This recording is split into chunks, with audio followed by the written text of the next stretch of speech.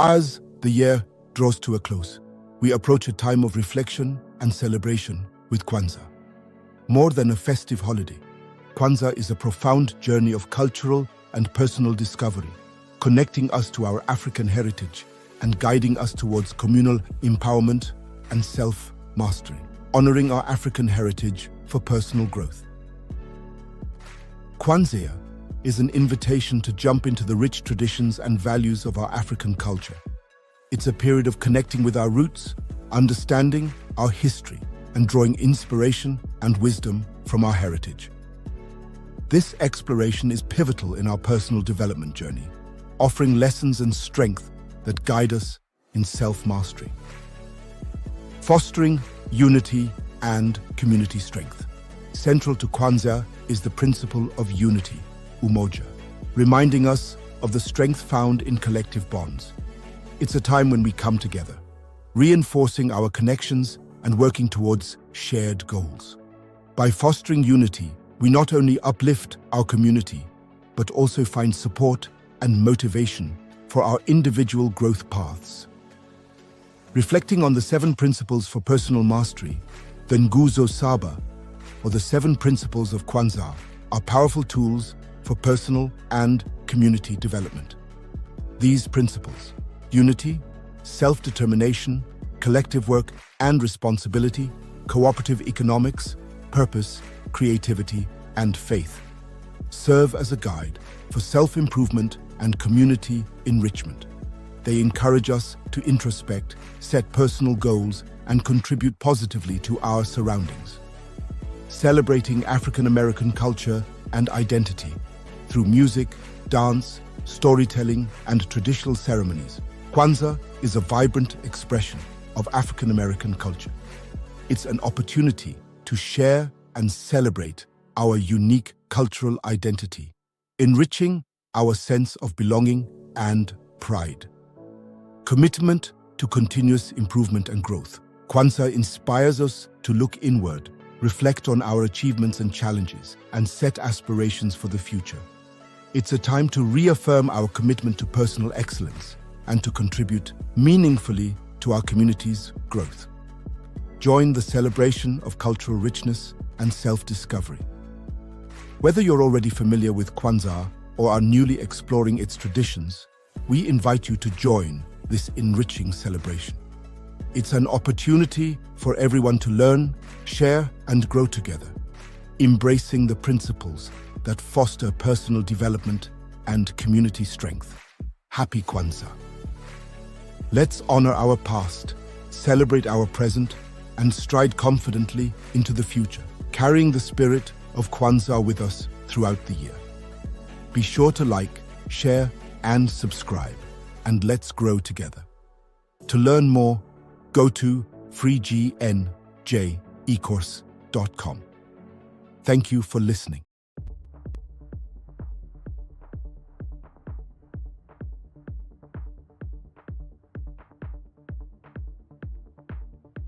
In a realm where ancient trees whispered age-old secrets and rivers flowed with the wisdom of ages, there stood a village guarded by the spirit of unity and understanding. In this village lived a young warrior named Kofi, whose heart was a cauldron of courage, but whose mind was shrouded in the mist of uncertainty. Kofi sought the light of wisdom, the guiding flame that would illuminate his path to lead his people. Under the gaze of the moon, Kofi approached the elders, venerable sages who had walked many moons on their own journeys of enlightenment. Elder Amara, with eyes reflecting the depth of the skies, spoke gently.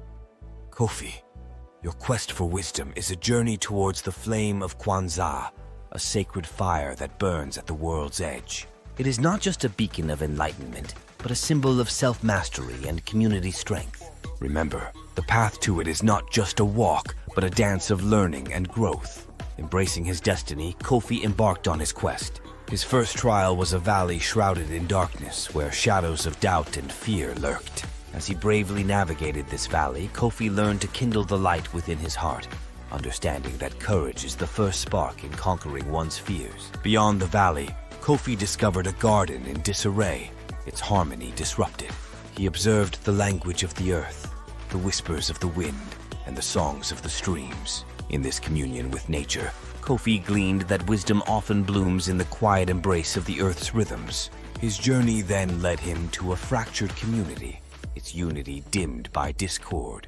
With empathy and wisdom, Kofi mended the fragmented bonds, weaving a tapestry of understanding and respect. Through this, he realized that the strength of a community lies in its collective flame, burning brighter together.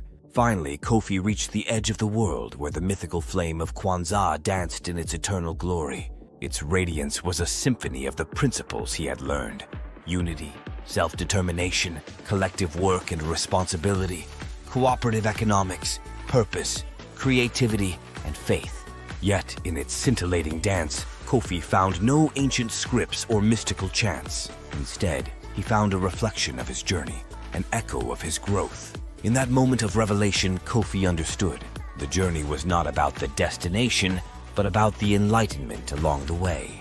The wisdom he sought was kindled within him, fueled by the experiences and lessons of his path.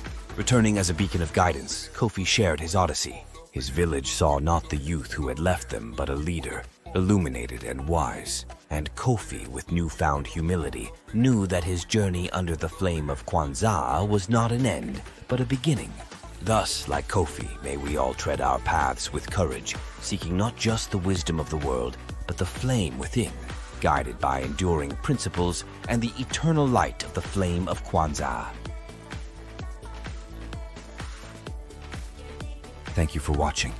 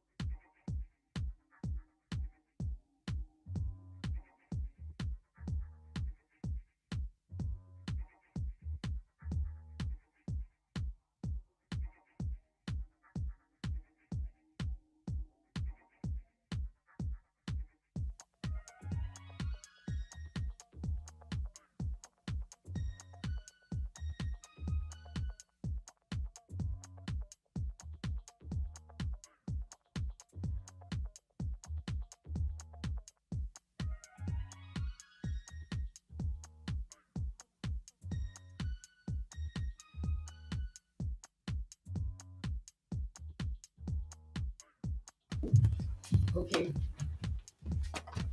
Get in front of it, because you guys are gonna do the lighting, okay? I'm gonna bring the light from here, okay?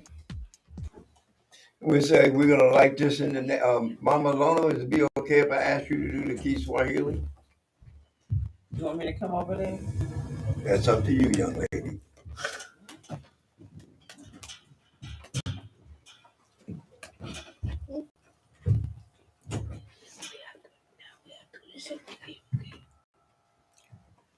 Okie dokie. You two come on in, y'all. When I hand you this, the two of y'all will hold this. Yeah, with your right hand. That's your right hand. That's all right. Okay, and then y'all would like with that, y'all like this, and you would say, Mama Lona's gonna say first, would like this town in the name of Umoja and Kiswahili, and then you guys are gonna say it in the British tongue, American tongue. Okay. What we're doing is we're transferring the light from this to that. Okay. Good.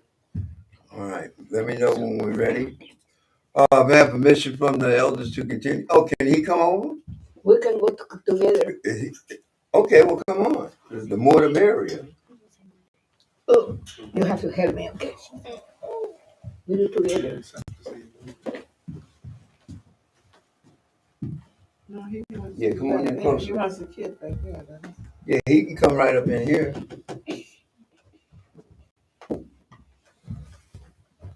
Okay, watch yourself. And we're gonna put your hand, this right hand, on that with them, okay? All right, we're almost ready to begin here. I'm smudging the light here. I'm transferring the energy from the light that's at the house to this light which we carry, and now we're going to turn it back into the flame, hopefully,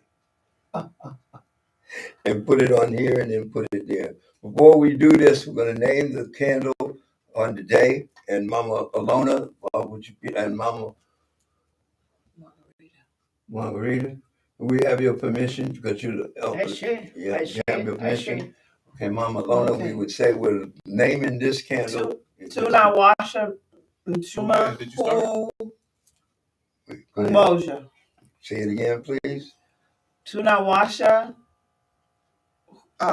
Mchuma Umoja. And then we're gonna light this here, and we're gonna light this in the name of Umoja. Okay, you guys, say it. We're going to light this in the name of Umoja. Okay, instead of blowing it out, we'll whisk it out. And this smoke here is valuable, so this smoke we'll put back to here and there and to the unity cup.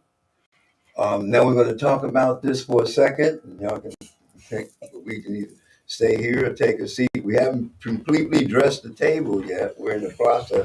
Oh, thank you very much for doing that. Let's have you. Can you see that? There you go. Can you see him? Huh? Can you see him? No, not yet. Can you see him? Yeah, I can see him. I can see him. Okay, he did that too. All right. Thank you.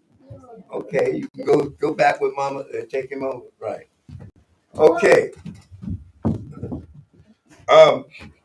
The drum call and conch shell go. And You about to do it? yes, I'm about to do that. But I don't know if you got the sound there. Well, yeah. Well, it should be cool. And if they can't, all they got to see the actions. You want me to get this chair that's a little bit higher so that you can sit comfortably? No, I'm sitting on the edge of this. All right, hold on. You got to come over a little bit. I'll come behind this. Oh, snap. You got the incense going. We can't have the incense going. Can't have incense. Oh, that's what I just asked. It'll set off the thing, huh? Yeah. All right, the smoke. Smoke set off the. I forgot. Should I take it outside and just put it down the ground? It's done now. It's done now. Put it out. I forgot to get used to these non-outside rules. Oh wow, that was good. You want a djembe or you want the? No, this is fine. This is fine. Oh, all right. And First of all, welcome, welcome, welcome. Thank you. Normally we're outside. Please imagine that we're at the swinging bridge. The swinging bridge is real crucial. It's on Nelson Road. This is where the um, Dunbar Center was.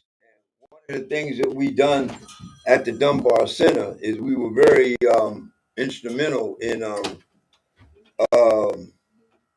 um, studying African culture and African understanding. So if you want to, you can come up here and sit so we can see you. Yeah, we won't be that long. We got the candle lit.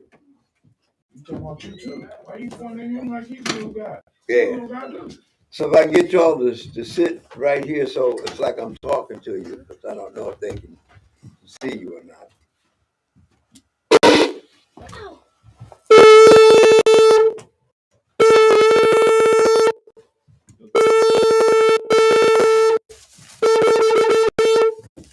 Oh, that's excellent. You want to sit over there? Okay, right. Now, somebody tell me why we use we've been using this since, oh gosh, early 60s. Why we use the conch shell. The conch shell represents the water. Jill, come on and join us here, okay? And the water is the one thing, no matter what, that connects us. The water also is one of the symbols of Umoja, where we take a look at unity or coming together. The symbol of the black candle represents coming together. There are 5 fundamental activities of Kwanzaa. The first one was the gathering, the ingathering, where we're coming together. And what we do in Tawi and Bonnie and other rights of passage organizations is we have the call from the conch shell that tells the drummers it's time to get ready for to make the call to come. Once that's done, the drummers start to play, and they come in from the 4 corners.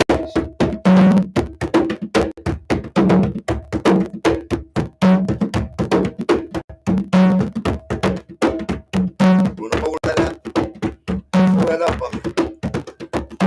Hold it up, hold the drum up. Yeah. All right, okay, you got it? Come on in here, Cleve.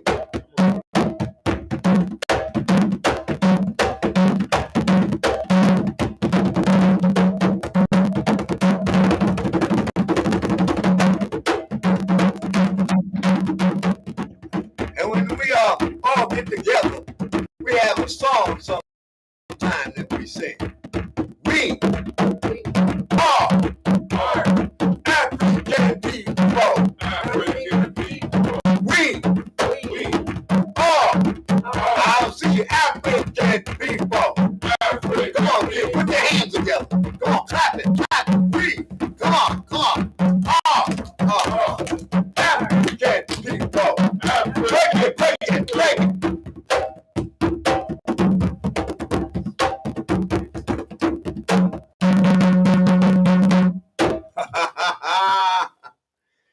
Oh, yeah.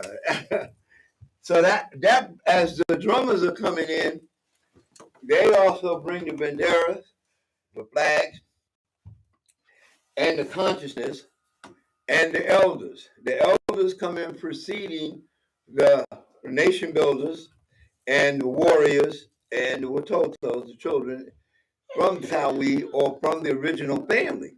These are families that come together. This is the end gathering. And once we get together in the same place that has been called, then we begin to celebrate or talk. One of the things that we take a look at is the first would be the recognition of our understanding of the relationship between who we are in nature and that which is all around us. And in that particular case, we use the song, and in some places, uh, mostly all cases, the water again with libation. And the libation is done in several ways. But one of the understandings is the libation is just like umoja and just like the light. If it's not in here, you can't manifest it or bring it outside of you. So the libation is a connection between us and those who went before us, or which what we would call our ancestors. Okay, that case right there, when you see me carrying that case today, later today, and all today, that's who that represents. Okay, and when we pour libation, and we call their names, and we give them reverence and respect. We just ask them to come and join us. Now that's in our family. Now, normally when we pour libation, you would see what here? What would you see on the table? Don't everybody speak at once. A plant.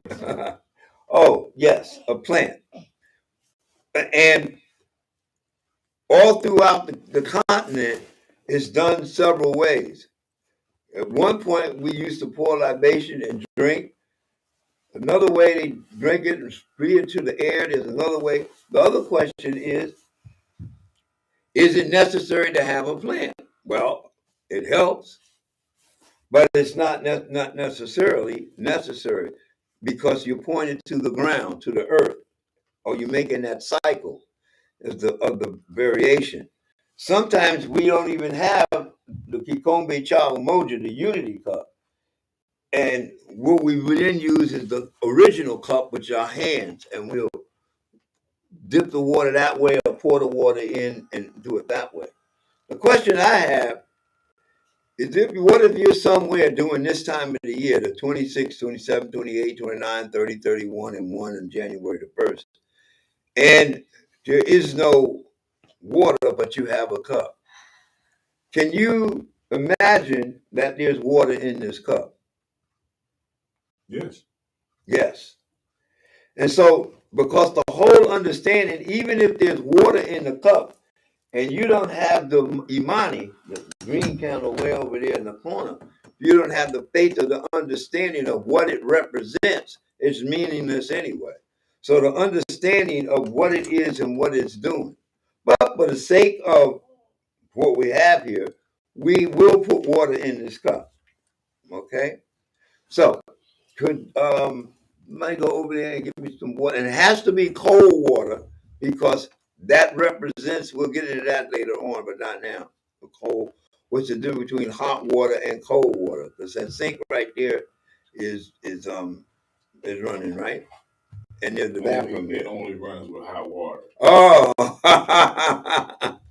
okay. Just a little bit. Yeah, that's good. That's good. Okay. Now, in this particular case, what we'll do is we'll pass the cup to each of y'all, and each of y'all will take and push the cup here. That would mean that we're connecting with each other. Now, I would get up and do it, but I think I'm not supposed to walk without the walker.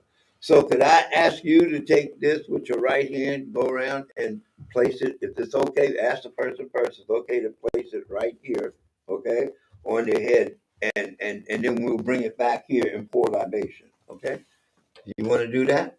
Yeah. Okay, well, you can get me first. Stand up. Is it okay for me? Oh, yes, yes. That's good.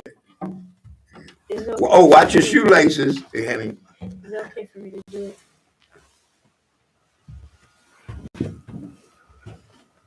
Is it okay for me to do it? Okay.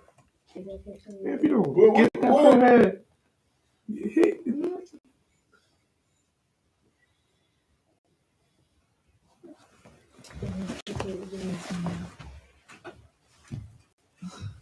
Here comes, oh, here comes.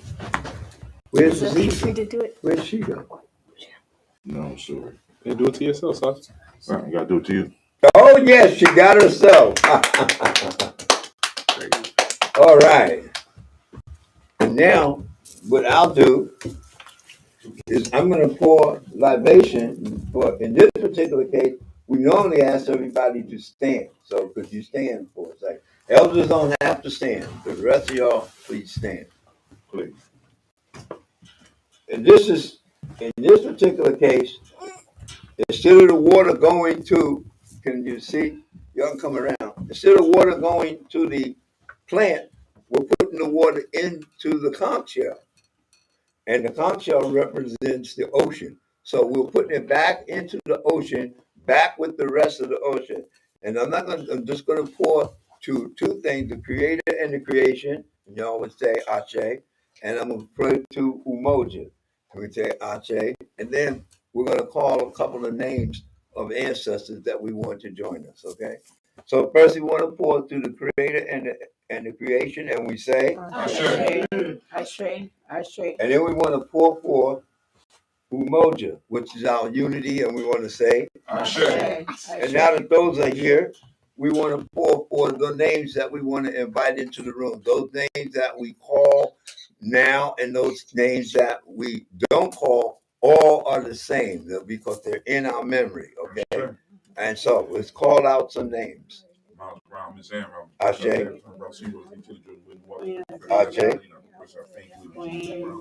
Ashe. Oh, wait a minute. I'm out of balance. So could you come and stand next to me? Yeah, come on. Come on. Yeah, okay. Here, you will pour a little in here, just a little thing. Does somebody else go ahead, say some more names? Okay, okay, just a little. I say, whoa, yeah. Yeah. Okay, and we want to pour, because we did the personal ancestors, and we're going to say, because we're moving here now, is we want to pour to the occasion. This is the Ngudu Saba. Ngudu Saba basically comes out of Kawaida. The Kawaida is basically the child of the US organization. But as it came forth, all organizations throughout the United States and the world kind of adopted it. And we best want to pour for the blessing and understanding of the Tawi family village. And we have their presiding elder here, Mama Lona. So we want to pour, not that she's not here, but thank you. And we say, Ashe. and my eldest elder, Mama Margarita, and we say, Ashe. and it's just so coincidence that none of the elder males are here except me. And we want to say, Ashe. and we always want to pour for the children right here. And we have one representative there. And, well, we don't say that you're a child. We say that you're on your way to being a middle child or something like that. But we want to pour for the children and represented by the corn. And we say, Ashe. all right. And if this is done, and we want to pour for the four directions with north, east, south, and west. And we say, Ashe. thank you. And we'll put this down. Okay. Lift that up right there. All right. Thank you. Now, let's talk about a motive for a short time. Yeah. You can take a seat, please. I really appreciate y'all for helping with this because, like, my fruit's not here. I got that. It's somewhere in one of these bags. We still haven't finished setting the table here. But the most important thing is that it's the candle is lit. I want to explain what that means is here. This light here represents the theme that we're looking at as the theme for the Tawi Family Village is, what's the theme for the Tawi Family Village? Kuchichangalia. Huh? Kuchichangalia. Okay, that's one of them. But the theme for this year is about the light, if I'm not mistaken. Right? The light of Kwanzaa. And the light of and that's how we have this connection from the African Center for Study and Worship, also from APDS. But the light of Kwanzaa is represented in our tradition of making a light. And Brother Hatim came back in and caught me because I was getting ready to set all the alarms off because I was getting ready to make another light. And this is the way we made the original light that's back at the house. And it's being kept in a lantern and two other fires. Our understanding on that is if you do the work, that work is represented by the flame that you light Umoja with. And then from Umoja, you would light the other candles, Kuji Chakali, Ujima, Ujamandia, Kuumba, and Imani. So let's talk about Umoja for a few seconds and what does that mean? We know that the structure for Umoja, the way it's read, it says one thing. I don't know, can you read that? What does that say?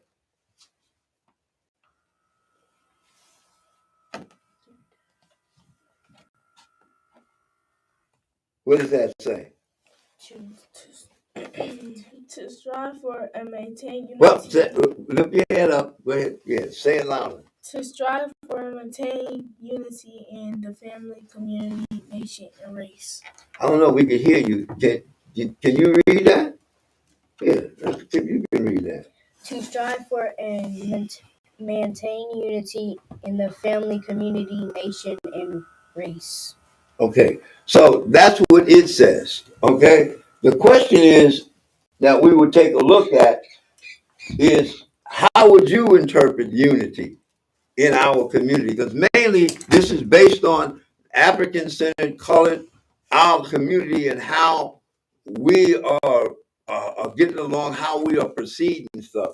That's why Umoja says you come together and that unity develops Kuti Chagalia, that self-determination, and in that Ujima, that collective work and responsibility. And that red one down there is talking about the money. So how do we, what have you done this year? What have each of us done this year to bring forth unity in the African American Black community? What do you think you've done? Could I put you on the spot? Okay, what have you done? What have you done? Uh-oh, you smiling. What have you done? Warriors. Oh, okay. Okay. What did you say? Warriors. Okay, well tell them. Tell the elders. Warriors. I didn't hear you. Say it louder. I'm proud. What is it? Warriors What is it? initiative. We like. Talk to them. Talk to them. See, we talk, better yet, if you want to, you might do it like this. Pull your phone out and talk to the phone, but sometimes that's easier for younger folks. We're not used to talking to the actual people. Let me ask one of them first then, okay? Have them tell you. One of y'all want to say what you think you've done for unity? I supported Black businesses. Oh, uh-oh, look out. Do you own a Black business? Yes. Okay. Not only do you support Black businesses, but you own Black businesses. Okay. So that's kind of that's it, Mama Rita. I support and own African people all over the world. Okay. Brother Cleve? Me, Yeah, you. I came to help build this. Everything here I help do. I'm not gonna say always. I strive to be there as much as I can. Okay. For me, I'm trying to make sure that I'm understanding our correct history and remembering it and embracing it. And I'm also trying to engage with the present and what the young folks are doing and how they are taking our tradition and what they're doing with it. And then the other one I'm trying to do with the unity is trying to engage the ones who are dealing with the future and trying to make sure that our tradition is a part of that. So I'm looking at it from that perspective. So is unity hard to describe? Yeah, actually, it depends. I don't think we can hear you. It depends. I think it depends because sometimes it can be hard like they was having trouble saying how they use unity or how they use unity. But unity in itself is not that hard to understand. It's togetherness. A little louder so I can hear, please. Unity in itself is not that hard, but using unity or describing how you use unity is a little bit harder than it seems because unity is a basic understanding of togetherness. We are all together. We are united, but staying united and using unity as much as possible is really it's hard to keep up because stuff happens, people change, and a bunch of things like that. Question. I hear what you're saying. Is there unity with us on the internet watching this event or those who may be watching this event? Is there unity in that? Or do we all have to be in the same room? There's definitely unity in that. How would you say there is? There is. Would any else have their opinion on that? Is there unity in watching things on the internet or Zoom or something like that? Is that a form of unity? Yes. Okay.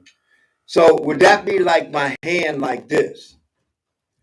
When my hand is like this, is there unity there, or is this a better understanding of unity? The, Can I take a look at it again? Are they both the same, or is there a difference? Is this what we're talking about with unity as well, or is this what we're talking about as unity? for us to, because I think the essence of the hand is more important. The essence of the hand, because both ways are useful in certain situations. If I wanted to knock somebody out, the fist is excellent for unity. But if I wanted to get a cup of water or to pour libations, the fist is not effective. So then I have to have this kind of unity. Right. So I think the discussion should be is more, I guess, I don't know what term I use, nuance, because one is the essence of the hand that's important. So it's the essence of unity itself. It's the essence of unity itself, because when you try to, I think we might limit it by trying to have a one idea of what it's like. That's why we scream that we don't have unity, because people have a certain picture of what that unity is, and it's not. You can't really capture unity like that. So just because we look alike and dress alike, don't mean that we're united on all fronts. We might be united in how we dress, but we're not united on all fronts. So unity is kind of like a variable and a constant at the same time? Yeah, wouldn't that be a paradox? Yeah, permission to speak. Yes, but we're just talking, so go ahead. Okay. Open hand. You are reaching. Open hand. This is my child. Open hand. We are reaching. Put a lot of energy and everything that goes with energy. When we do this, we have power. Okay. We are ready to fight. Mm-hmm. This is reaching Right. energy. And this is receiving. Okay. So basically what I think we were moving along with is that there is no one definition of unity. It's like there is a definition, but when we come together and discuss it, we can say how that unity is. Is there the unity? How is that discussion made for us with the understanding on today being the first day of Kwanzaa? What would our unity look like? Permission to speak. No, just talk. Okay. We're good. I think this room means a lot to me. Mm-hmm. Okay, and to have elders and nation builders building up together. This. I feel we have power working together in this room. So the way you describe that, I'm interpreting that this way. The hand it can take variable positions because I can't hold a pencil like this, but like this I can. Also, if I'm going to use the that little device that's a nemesis, but at the same time is a friend. I have to be so the unity takes more than one form. But my question is, how do we recognize that that's what we have? How do we? Because right now, the only understanding, and somebody correct me if I'm wrong, we only seem to recognize unity when the team that we're rooting for wins, and we say, they had unity when they won that. But what other example do we? I don't want to just talk about that today. I think there's an ongoing out discussion about what unity looks like, and I would say that that is something that we would have to discuss the rest of the day, what it looks like. But just like it said, just because we all meet at the same place, we may or may not be unified in our understanding. Our understandings may be different. So I appreciate that. Now, you younger people here, I'm gonna ask y'all a question. So I get ready to close out here because I don't want to hold y'all too long. What does this Kwanzaa thing mean? Um, Especially, I saw a shopping bag today. I should have brought it with me. I'll bring it tomorrow. It had a bunch of African symbols on it. It had African colors on it. It had the African continent, that red, black, and green on it. It had a lot of these things on it. But at the same time, stuck up within there was a menorah, not a panara. So my question is, taking a look at what is the unity around Kwanzaa for us? Do we recognize our own holiday? Now, first of all, is Kwanzaa an African American or African centered holiday? It's African American. What would we say on that? Everybody's opinion. Ooh, I better sit down in a regular chair. You sit down? I got you. I gotta get a regular chair. That thing is biting up my. Is that what it is? Oh gosh, I hope I don't roll away in that.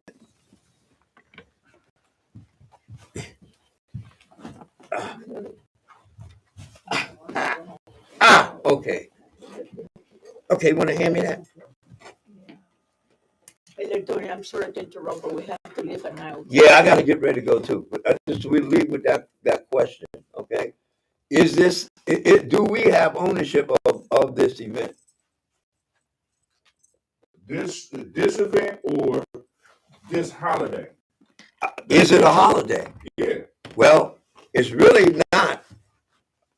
We can discuss this. This is an ongoing discussion because it's stuck up within a holiday, which makes it a holiday. I'm sorry to interrupt, but I think that to me and a lot of people that I interact with, Kwanzaa is every single day.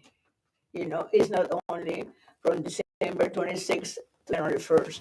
To me, you know, it's every single day. Okay. Is that Kwanzaa or is that the Nguzo Saba? To me, both. Oh, okay. All right. Good. All right. So that is an ongoing discussion. That's like the hand with its variables. Okay. Because well, first of all, thank you for attending. I had I don't know if there's some folks outside who can't find in tomorrow. Hopefully I'll be a little different. I'm on my way now trying to get ready for that. And then I hope to see some of y'all this evening.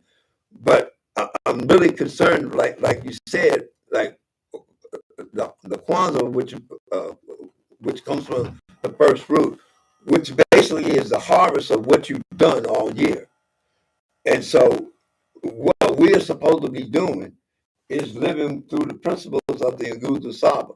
And in the Tawi family village, we also have an additional code that we live through, which is the Tawi family village pieces, which is looking at things through the lens of my aunt, or looking through the Kemetic lens and other African-centered lenses.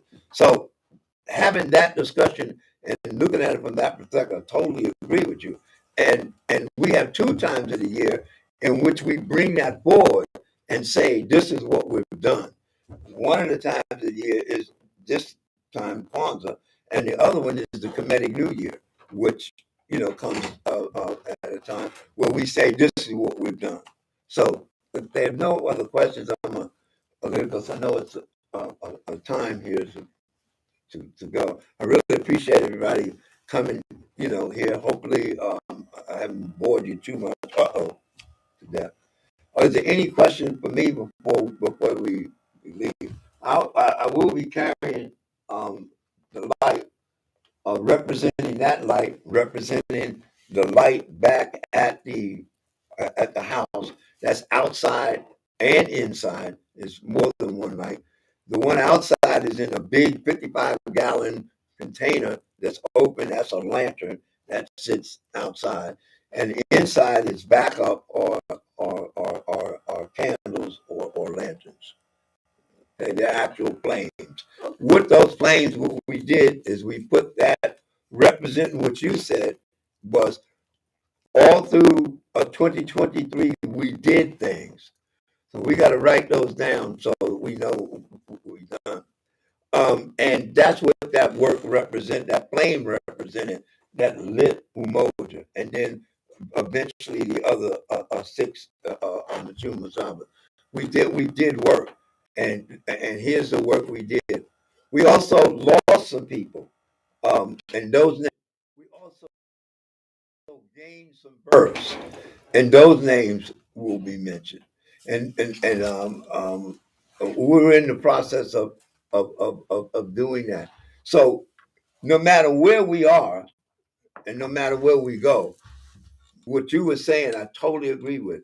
That we carry that in Guzu Saba, the Kemetic understanding or African way of looking at things with us. And that's what is being represented at these 2 times of the year, with the celebration and all of that. A lot of folks be taking a look at it from the point of view of, let's have the party. Right, okay, we can have the party, but let's first get the understanding of why we're here and what we're doing.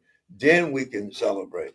Down in Dayton, where we would go the last day, and I think we're going there too, they do the Karamu at the last, what we used to do a long time ago as the final day.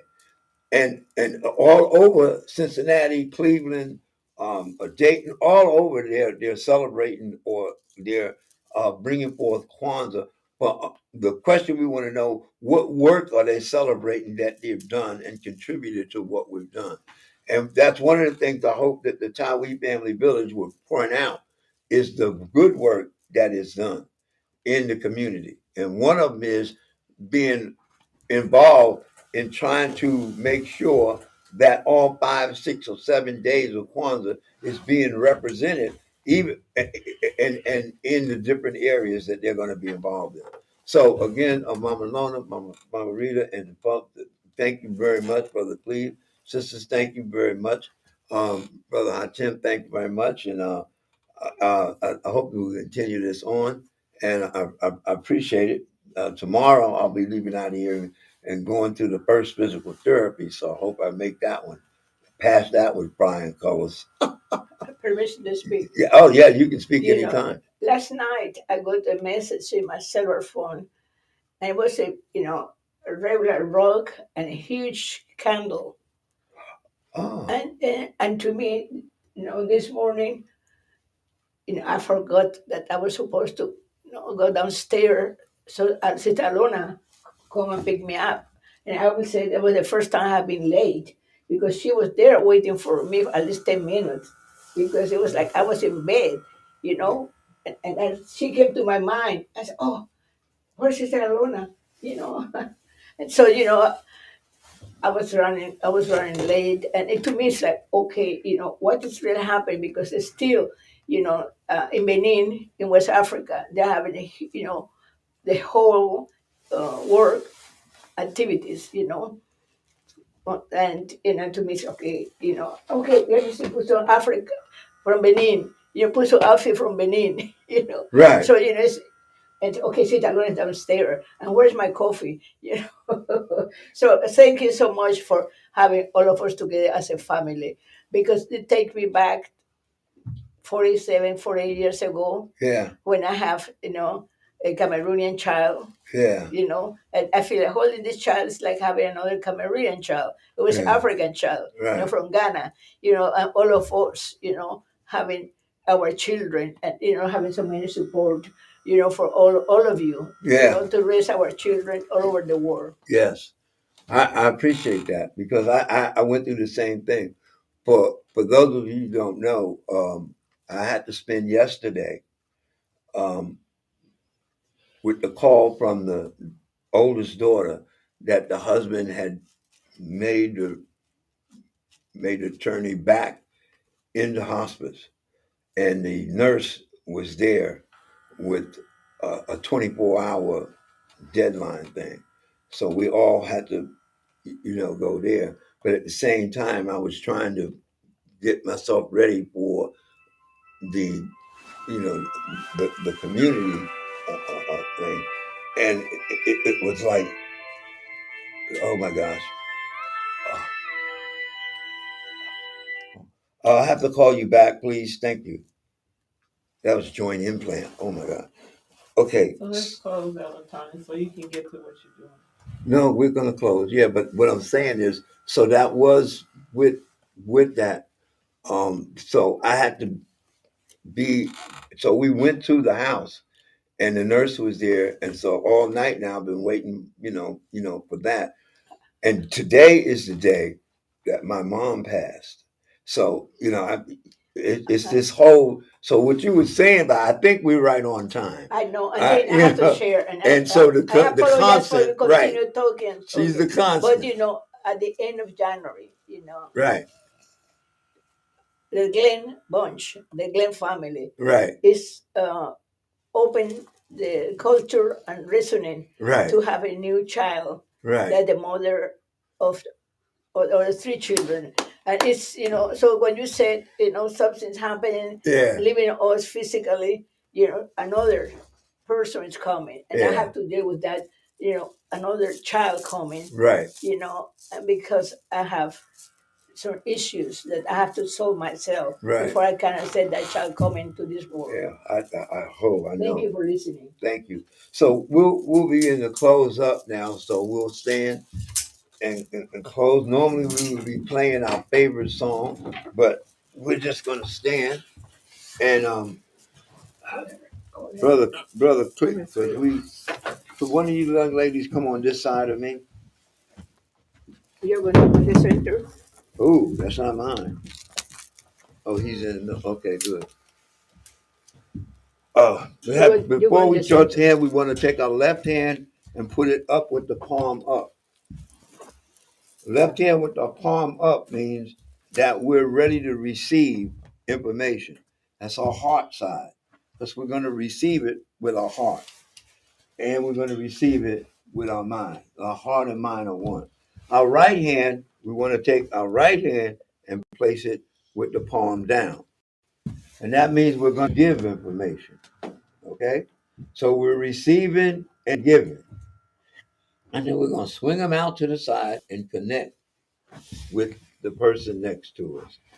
And we're protecting him. Okay, here. Yeah, right. Here, put your other hand over here. There you go. And we're going to say Harambe, which is pulled together. How many times you want to say this? 6. Oh, look out now. Okay, here we are. We ready? You kick us off. Harambe!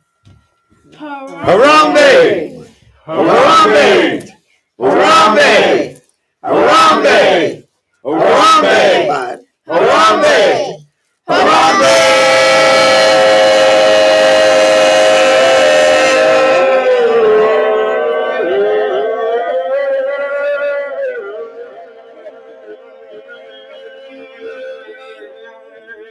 Oh, he liked that. He liked that. Thank you. Thank you. Thank you. Mama Lona, Mama Rita, thank you very much. We did it together. Yeah, at least, Stretch it out. Hand out. And thank you. Like this. I'll see you. Okay, I'm yeah. trying to. Where's my glasses? Only This way one it's too. going because I have a 10 o'clock.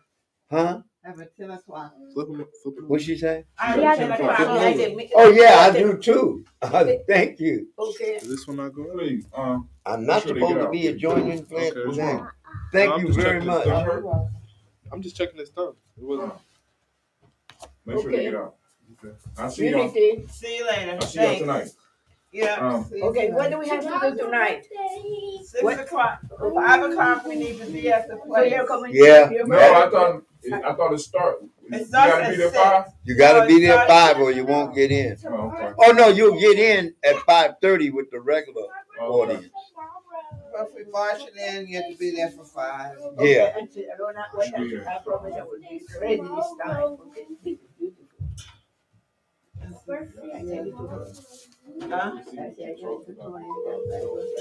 I don't have anything else to do. I said, I don't. Hey, thank y'all. You didn't bring a coat? I thought you wore a coat.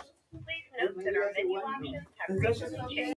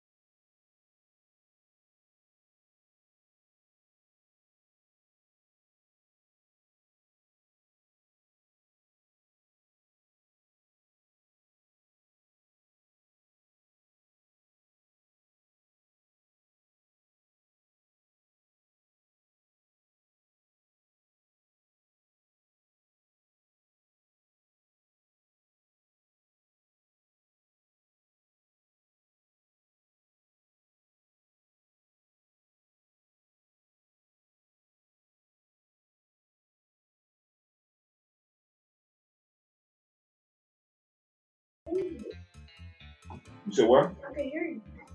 You need to mute it, please. That's all I'm saying. All right, do it, please. All right.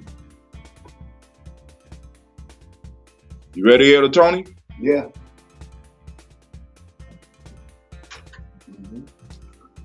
Yes, eyes. On the spot.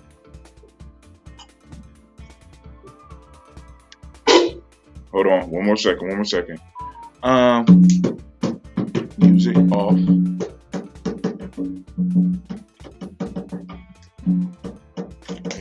They need to make that better.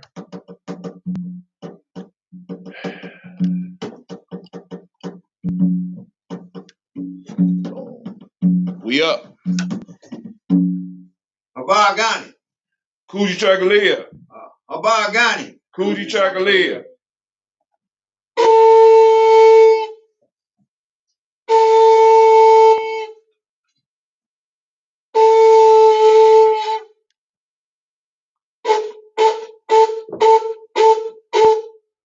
All right. Excuse me, I'm kind of like out of breath with that. But the conch shell blows, we started today, alert the drummers. The bell, which gives us our silence.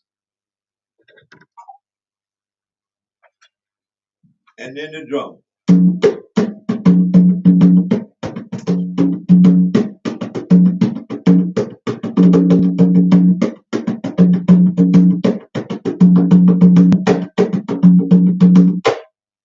All right. We're going to move on. I have to get to a medical appointment. So, first of all, I want to say thank you. Yesterday was an exciting day, but we have a crack in the cup. Now, when I say a crack in the cup, I don't maybe not be talking about the crack, talking about actual split maybe. But yesterday was exciting because we had the first night at the Lincoln Theater. Now, my approach to the Lincoln Theater is twofold. First of all, it is known as the gateway, excuse me, to the Bronzeville area. And at the gateway to the Bronzeville area, that's like the first building there after you cross the bridge, where the photographs are of legends of people who were on Long Street. But as the understanding comes, Lincoln still is Lincoln. So I'll leave that alone right now, but that's my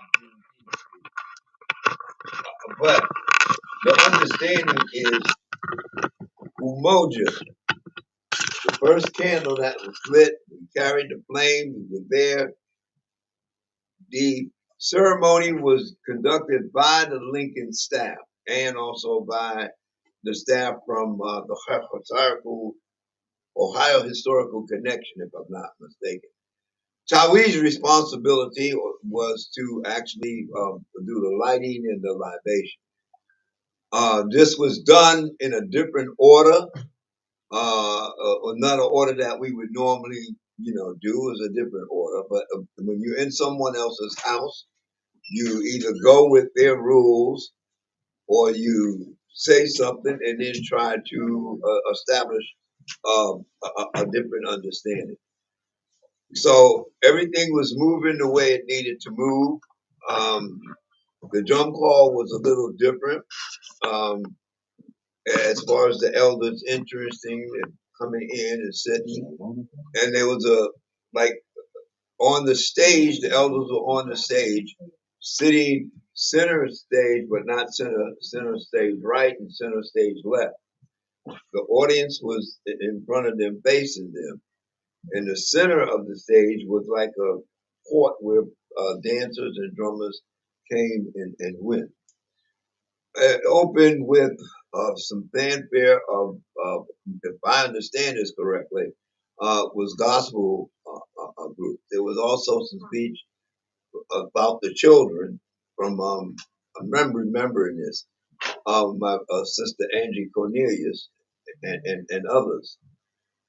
The whole evening was exciting, and at the same time, it was like, where did the tradition go? So that's my problem. I have to deal with that. So as tradition and reason exists in the same area, tradition is always looking for, in reason, where is the tradition? Reason not necessarily is looking for that. Reason is looking for, depending on how it's approaching it. So as we look for the unity, was explained, and the candle was lit by the Tawi elders. Elder Sokoto, if I'm not mistaken, was the one that lit He was there with Elder Dodley and Mama, of course, Alona, the presiding elder. And libation was also done at that time too. We didn't call the names of two of the most important people, from what I understand, in that building. That building before it was renovated was a building where Leland Johnson and the dancers um, rehearsed and did things. And prior to that, they were known as the Sun Susie dancers, one of the first African dance, or as they would call it. They wouldn't let them call them African dance. They had to call it modern primitive. So they were there. And also that's where Brother Ron Coleman, one of the premier drummers in jazz, was. And that's where they took me for the first time to be introduced to Leland Johnson dances. And I, became one of the drummers, well, the drummer for Leland Johnson dances.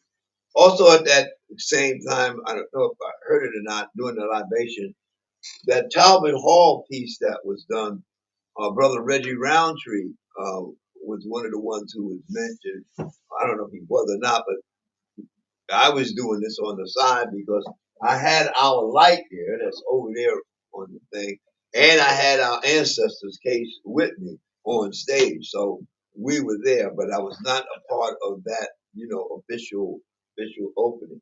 So we were calling those names. One of the things that we didn't do out loud, because I was doing it there, is calling some of the names of the births, because we would have that as well.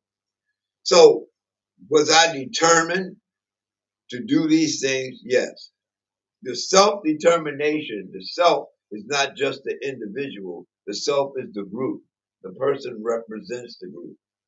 So in that particular case, today is Kuji Chagalia with self-determination. And we have to take a look at what that means and how we manifest that as we go on with the rest of the day. So what I'm going to do is, who wants to light that? You want me to light it, or you want? Oh, okay. Well, come on over. You're gonna go with a clear. It's 889. Okay. There should be an incense stick in the back. Go around the back. Yeah. Also noted that on our table we have the banderas, the red, black, and green, and the black, red, and go around back. Stay around back. Huh? I thought we used the candles already lit. Right. You use the candles already lit. There you go. See there, you remember. So you would take the red candle out, hold it together. Yeah, take that out, hold it together, and then you're gonna light it right from the, you're gonna light it right from the candle. That was my fault, right? Yeah. So put both hands on it, and you're gonna say, if Mama Lona was here, we would do Nina Washata, look at it in its Kiswahili language first, and then, do that. So we'll learn that for the rest of the week, see if we can come up with that. So this candle was already named and blessed in the spirit of Umoja, and now you want to light this candle in the name of Kuji Chagalia. So you say that.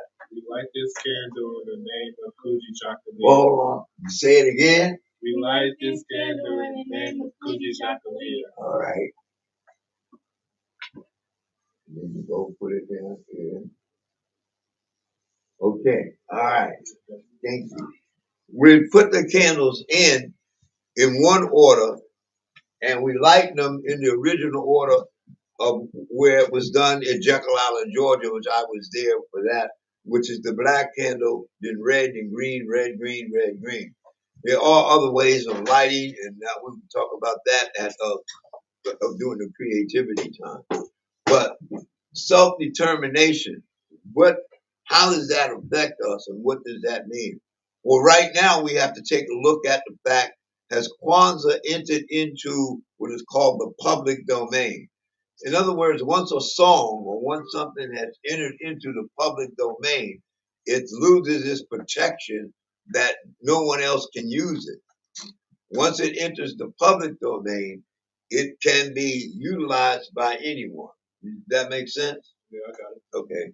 So what that means is, what is the self-determination. What does self-determination mean? How do we approach that? Now, of course, we have the definition of it, which was done from the beginning with the US organization with Dr. Malana Faranga, and how they define that. And there's also nowadays one of the Adinkra symbols that goes along with that. But what we want you to do for the rest of the day is take a look at, you can take a look at that, but come up with that understanding on your own. This is the way it was taught by Dr. Kelsey and us, all of us doing rites of passage, that we had to go out and take a look at how would we develop that understanding? How would we do that? So just off the top of my head, off the top of your head, and Gene, you're sitting way over there. I don't know if they can see you or not, but what would you say self-determination would be? You want to come over here? Well, I was gonna switch the camera. Oh, go ahead. Then stay there. You gonna switch the camera. It's look a mess, but yeah, don't. Yeah, What would you say? Move. What happened? It looks a mess. What did you say? It looks a mess. Oh. Well, she's smiling.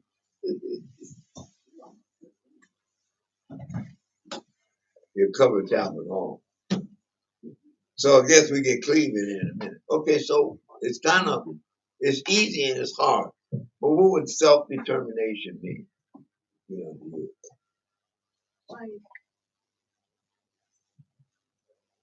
Uh-oh, you're getting the chair coming in too? Okay, come on. Come on, Cleveland. I mean, yeah, go ahead. You good. You still talking. You coming in? Yeah. Go ahead. You can't make a mistake. Like controlling yourself. Oh, wow. That sounds, you need to move over.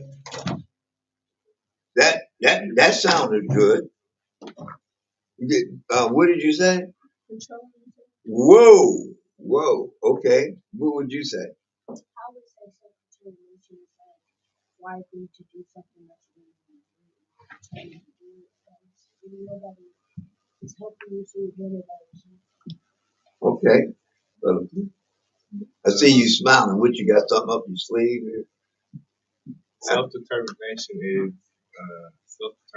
is the ability to keep moving forward even if it is alone. Keep moving forward what? Keep the ability to keep moving forward even if you are alone. Oh. Okay, if you determine to do something, okay, you determine what here's a question. How many of you or how many of our young people are determined to graduate high school? Oh, you put your hand up right away. Oh, you do, but you already done that, right? So in school, is that something that one person is doing, or is that a group? One person in a group setting. Well, is the one person, remember we're talking about Kwanzaa, because what was the first principle was what? Unity. Yeah, unity, umoja. So you all doing something. So all the ones that African American, colored, whatever you want to, nomenclature you want to put on it, are they all trying to graduate high school? Most of them are. So how do we bring that about that makes that a self-determination kind of thing? Please. Don't answer that right now. But what I'm saying is, you see what I'm getting at? How does the group become like determined to do something? Because we only react to things sometimes. We're only determined if somebody takes something from us, then we're determined to go get it back. But how do we get determined to do something that benefit us without somebody aggressing on us first? That's the question. You don't have to answer it now. But that's what we're talking about. Becoming the self as the individual, but also the self as the group. Because the self is attached to mojo, which is unity, the group. So do we see ourselves as owning a store, owning our own business? Huh? Okay, so if the individual does that individual with self-determination mean that they would seek out other individuals who want to own a store or something to that effect? Or I would think, yeah, because that would be a group and y'all would protect each other in merchandising of the things that you have. For instance, if you had a store that you sold merchandise in, and another person had a store that they manufactured candles, wouldn't that be something that you'd want to like hook up with them? You see what I'm getting? How you try to get together to support each other. So y'all not following me, are you? You're not following. It's like, yeah. So, for instance, are you able to drive yet? Okay, so once you're able to drive, are you going to get your gas from any gas station, or are you going to get your gas from a certain gas station? A certain. Yeah, that's the way we looked at it. And we haven't got to that principle yet, but the self-determination, when you determine to do things in the black community or in the community that benefits you, because the money you want it to turn around, because it benefits you, the self, and your self benefits the others. So this is kind of hard to tell. What does self-determination mean? It's benefiting yourself and the group that you're with. You play volleyball? The season's over. I know the season's never over, but you're gonna be practicing, right? You don't practice when the season's over. You mean the season's over, so you're not practicing at all? Well, I play basketball. oh. So now you're in the basketball season. So you're playing basketball. Oh, okay. Now, in playing basketball, what position do you play? It's forward, center, and guards. You a guard. Okay. Now, what is the self-determination thing in the basketball? To win the what? To win the game. Okay. So is that just you trying to win the game? It's a team. The team trying to win. Now, is it just your team, or is it the other team as well? Oh, so there are blocks to that. Okay. So we got to talk about self-determination and what does it mean to really go after something, and especially when somebody's trying to stop you from getting. For instance, like body language. What kind of body language is self-determination body language? Like right now, Brother Cleve is shut down. Closed off. That's the body language. And he done slumped down in the chair. As far as he's concerned, this conversation is dead. So, in self-determination, are you supposed to be able to read yourself and other people? Yes. Okay. What are you looking for? You're looking for your goal. What are you after? And what are they after? All right? Now see, clearly he's still relaxed. He's done. So, like still done. So it's kind of hard and easy to talk about self-determination because of the descriptive I want to use it that way, of self, the word self, because most of the time in this language, English language or British language, when you hear self, okay, that means just you, right? But what we're trying to do is really communicate is that the self, when it's connected to the Nguzu Saba, actually means not just you, but a group as well. Now, like your team that you play on, if you do your best on the team and the other teammates do their best, then not only do you win, but who wins? The team wins, right? You following me? So with it, I know it's kind of like the self-determination. So I appreciate you taking this time, at least trying to listen to me. But I'm getting ready to break it off and right now. But Kuji Chagalia, self-determination is only happens a lot of times when people feel that they have to do. They gotta somebody did something to them and they have to get them back. What I'm trying to say is, according to the Nguzu Saba, it's a goal that you set for yourself and you're determined to reach that goal. And there's gonna be things that's gonna get in your way from going to that goal. But you're so determined to reach that goal that you're gonna go beyond those things that are you remember anything that you really wanted to do, and no matter what, you got to that goal. That what did you? Get better at volleyball. Huh? Get better at volleyball. Okay, say that louder. Get better at volleyball. Oh, okay, all right. So that was a goal. My goal was to dunk basketball. That was my goal. Did you do it? Of course I did it. I had to start with a volleyball, or not a volleyball. What are them little squeeze balls?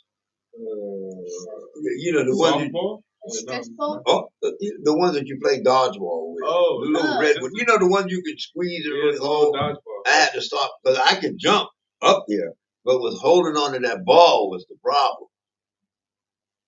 Then now my self-determination, I was determined to do what? To dunk the basketball. Now, here's the other thing. What kind of steps did I take to make sure that would happen? Well, the first thing is I got a basket and made it lower. So I could feel like what it was to be on that rim and I damaged because I thought, because you see the guys on television be going boom like that, and you think you do that, you'll break your hand doing that stuff if you don't know how to do it.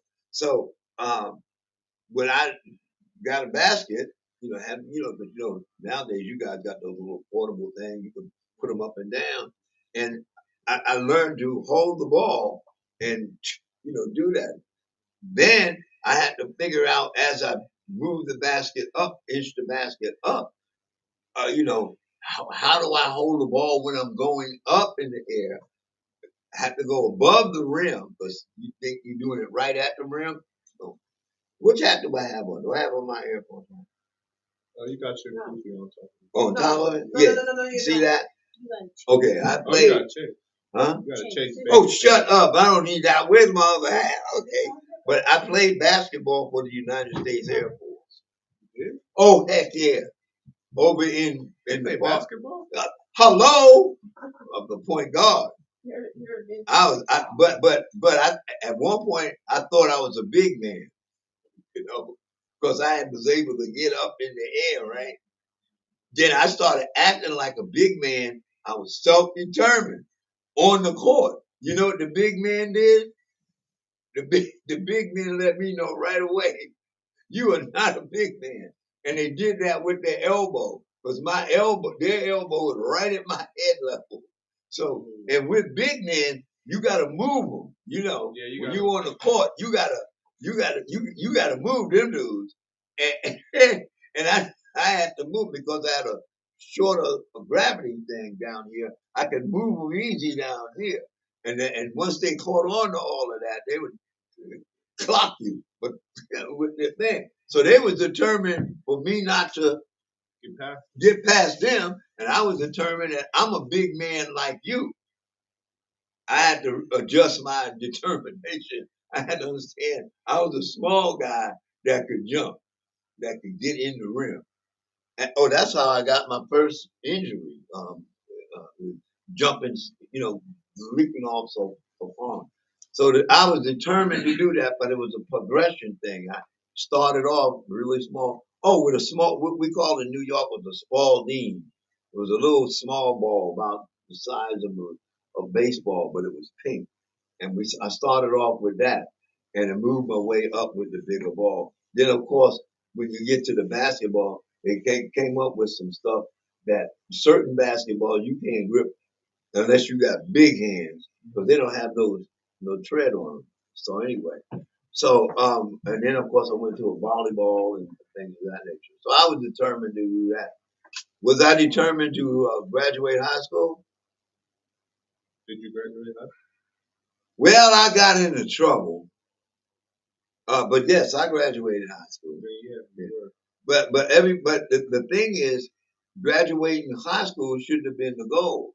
It should have been owning my own business and owning, things of that nature. Because just as I was coming out, or a lot of this stuff, was coming in, and a lot of folks, was determined. So anyway, self-determination. You got a phone call? No, I want them to fix it so I can get a better angle of y'all conversation. Oh, okay. So self-determination really depends on the self, what you're determined to do, what you got to pick that.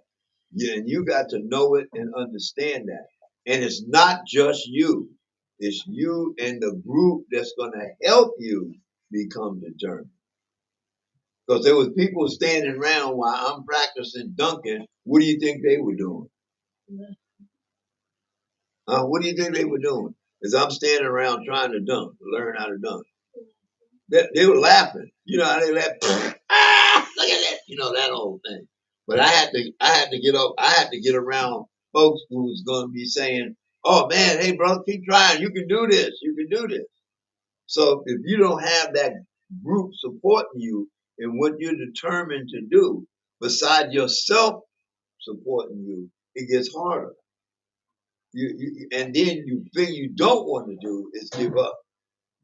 You understand what I'm saying? Yeah. So the first thing you got to find out is what is it that you want to be determined to do. What is that?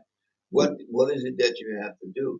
Now with this culture, what we're talking about, Kuji Chugali and self-determination, is the determination to learn the culture, to learn what it is to be African American, Black, colored, or whatever the terminology you use, or Pan-Africanism. Okay. Do you know the song "Let There Be Voice"? Do you know all the words throughout? Okay, now once you decide that that you're gonna learn the words to all three verses, and you're determined to do that, that would be something based on what we're talking about. That would also be a part of the culture. And can you imagine where you go into it? This happens in the South. Mostly students come from the South, know all three verses and all the words because they're determined they have to do that because their peer group there is on the opposite of it. If you don't know it, you like on the outcast. You know what I'm saying? So the question is here, do we know that? But a lot of times what we do is this here. I bet you know something that a lot of them don't know. Minute by minute. Hour by hour. Come on. You lose your faith. In the faith, you lose your power. Minute by minute, hour by hour. If you lose your freedom, your history, you lose your power. If it is to be. So there's things that our group wants us to know, that we get to know because we want to be a part of that group. That's a self as well as the individual self. Like wearing certain sneakers. If you determine that, like, you want to get those kind of, y'all call them sneakers, or what do y'all call them? That sneakers work. We still work them, okay. Well, if you did, so the self-determination is being a part of the group as well as being an individual in that group. Make sense? Okay. Well, I thank y'all because I got to get ready to go to New Albany for my evaluation for my new hip. I got a new hip, by the way. And I may not have this when I come back. It may take it away from me because this is the thing for these things I have on that blow up. keep the blood pressure. All right. Any question before we go? Yes, sir. I don't think Well, I'm so happy that you guys are happy about it. Well, tomorrow is a different one from the self-determination. It's collective work and responsibility. So that would be different. Now, the other thing we have to take a look at is how can we make Kwanzaa not so boring for the young folks. So I want to talk about that with tomorrow because that's collective work and responsibility. So first of all, thank you. Thank you, thank you, thank you. Okay. And we'll hope we will see you guys tomorrow. I know we'll see some of y'all tomorrow. But thank you very much. Yeah. Oh, what would you shoot? What would you? no, I was just pointing at it. Oh, Going at the screen. yeah, pointing. Okay, yeah. Let's everybody. Wait a minute. Let's do Harambe's. Before you do Harambe, How many Harambe's you want to do? I want to make a special announcement. What? I want to give just a moment, a silent moment, because our son-in-law is transitioning now. Oh man. We got the word that says, hey everyone, mom just got off the phone with hospice. And as we know, Mark put up a great fight, but it's coming to the last round and we're headed up to say our last goodbye. And he doesn't have too much longer. And it showed that after we left him yesterday or Monday, that showed him that they put him into what do you call it? Hobacker hospice. And so it showed the pretty room where the light was. And there he's laid. It was beautiful. So I what are just you sent saying? a message. Just pass the love on. Mark was very active in the church. His father was a deacon. Has he passed yet? He's passing like right now. They Yeah, know yeah, this they're is it. going. Just like Reggie called and told us, but then they Okay. took Reggie. Okay. But let me mention this about Reggie Roundtree. What happened is he knew he had the heart that they was someone else's. So they told him that was it, and I know why too. Maria and I was talking about that. So what I'm saying is, but he told Maria, they settle you down, they prep your mind, and he said he's never had a feeling like that before. It was just so calming. And at that point, what we know in Christian language, God prepared him to take him home. You talking about Reggie now? Reggie, so I'm looking at this being the same transition as we're coming with Mark, my son-in-law, because with Mark, he was in so much pain. They had said that he had multiple blood clots in his lung. But you, Then they said, yes. but So, you basically saying he was also determined to fight. oh, he was a fighter. Yes, Okay. he did. Okay. He went on and on and on and on and on. And his family supported that. Yeah, so that they're on the way. Thing for him to We're fight. not going to be able to make it up there with him. I sent a message Okay. about the imprint that Mark made on our family. Okay. Because it's more than 20 minutes from here. It's way out west. Go back to hospice. Okay. Look at it. All right. So just a moment.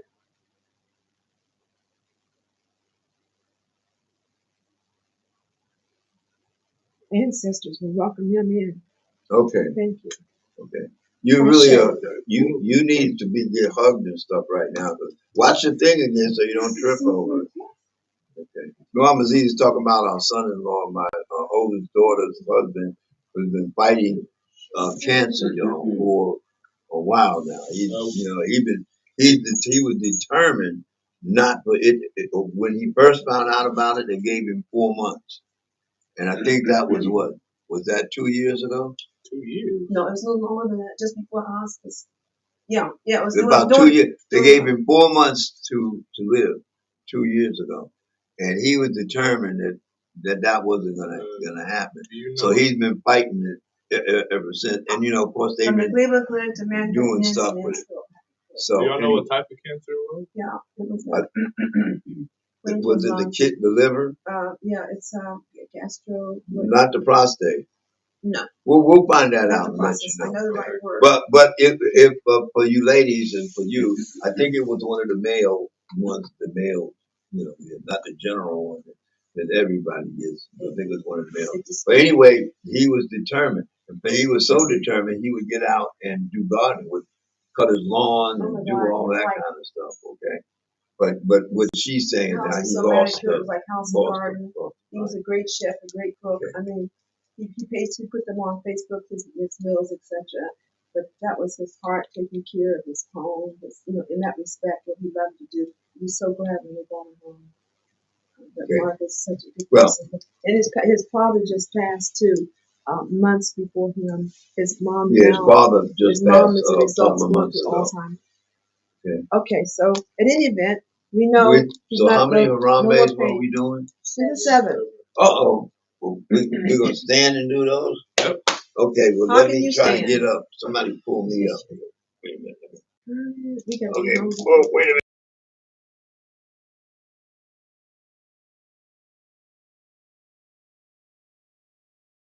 To do Harambe, I want to say happy birthday to Sasha. And Okay, here we go. let me do this. We ready? Yep, we're about. You we're got us ready. in camp. Why don't We're you come ready. back over here so they can see you, big guy. Still gonna get you. Okay, are we doing up and pull down, or we just, So they know on this stage. you know how we pull it up and down? Well, you got Lincoln on hide Lincoln. Oh No, my God. It's Hide a birthday. Lincoln. No, you want to listen. No, hide Lincoln. Oh my No. God. No, you Well, gotta no, it's show her them ready birthday. some more to come. It's her Yeah, but birthday. that's Lincoln. Hide Lincoln. You know Lincoln wrote. He's a Lincoln hater. I know it. I'm a Lincoln hater. It's not- Well, it's put not the on- house on. Wait. It's not on your chest. So you don't have time. Stop it. Okay, come on. Come on, baby. Lincoln still owns the contract. All right, anyway, here we go. We're doing 7, right? Sure. Well, who's calling it off? I got it. Who? Me, I got it. We're pulling down. Right. We're doing this. Okay. Around there. That's what we're doing. Okay. Are you in the camera? I can be. Can I get on the other side of you? Ready? Ready. Calling us? Oh, Cliff got it. Please. Cliff. Come on, then. I'm so glad I made you laugh. Cleve. Ready? Come on, Cleve. Yeah. Harambe! Harambe! Harambe! Harambe! Harambe! Harambe! Harambe!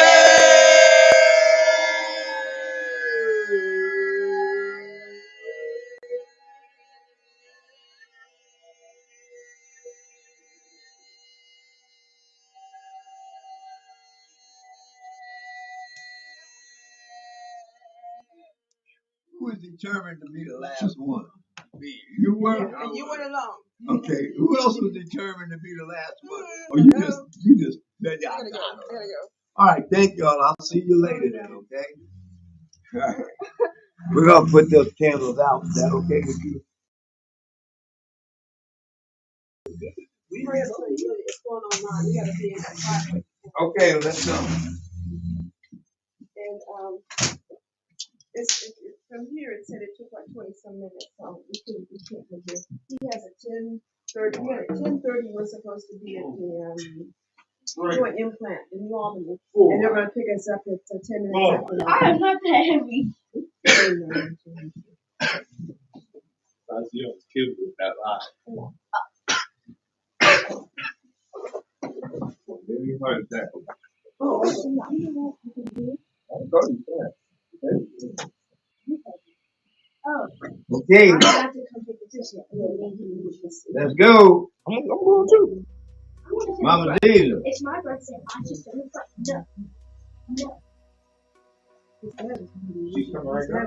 Oh, she's doing it right now. You let them know I'm on my way to the hospital. Popular singers. Hey, hand me my coat over there, please. This is one of our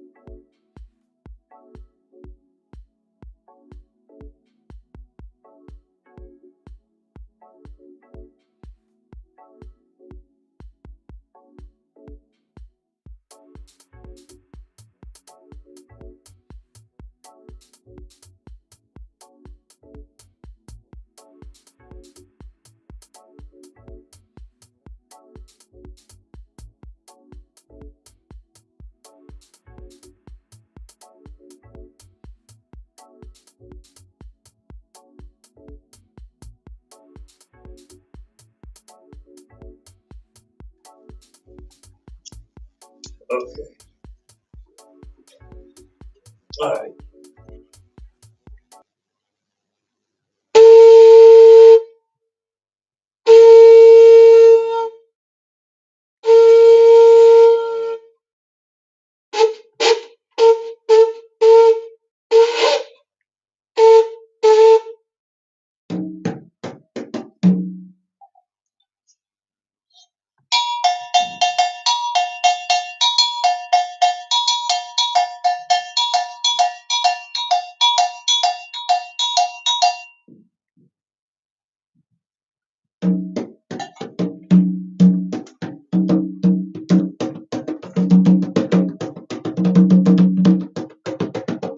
You lay it down.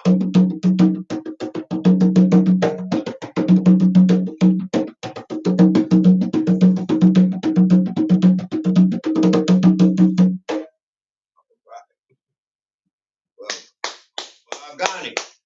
Ujima. Bargani. Ujima. Well, you know, this is understanding. This sign here, left over from when we were at Talbot Hall. This is from Talbot Hall. Come on and come up in there. Right here. I forgot what year that was. Say good morning. Okay. And the principals, each of the days that we were there, each principal had his own sign and let everybody know what day we were doing stuff. So that was today is Ujima, and it even shows you here on how to pronounce it. Yesterday was Kuji Chuggaleo. We didn't stress as much as to was to define ourselves, name ourselves, create for ourselves, and speak for ourselves. We didn't stress that as much as it is on that, because the era in which we came from, everybody was defining us instead of ourselves. There was a whole bunch of names out there that was used for us instead of us having our own names, naming ourselves. And so during that time of the 60s, and even before the 60s, we did begin to name ourselves. For instance, jumping the broom in a wedding ceremony was happened way before the 60s. But that was a form of us defining who we were, naming ourselves, and things of that way. And in order to do that, we would have to have had a collective work and responsibility. So for today, just put it over there by the yellow coat there. Collective work and responsibility is kind of like you almost don't see it. But to get started with that, what we have you guys like that one, collective work and responsibility. See, watch the time. Okay, Gina, it would be the green one right there. None of the green. Yeah, there you go. Yeah, okay. Let's see if Clay's gonna make it over there with you in a minute. Here he comes.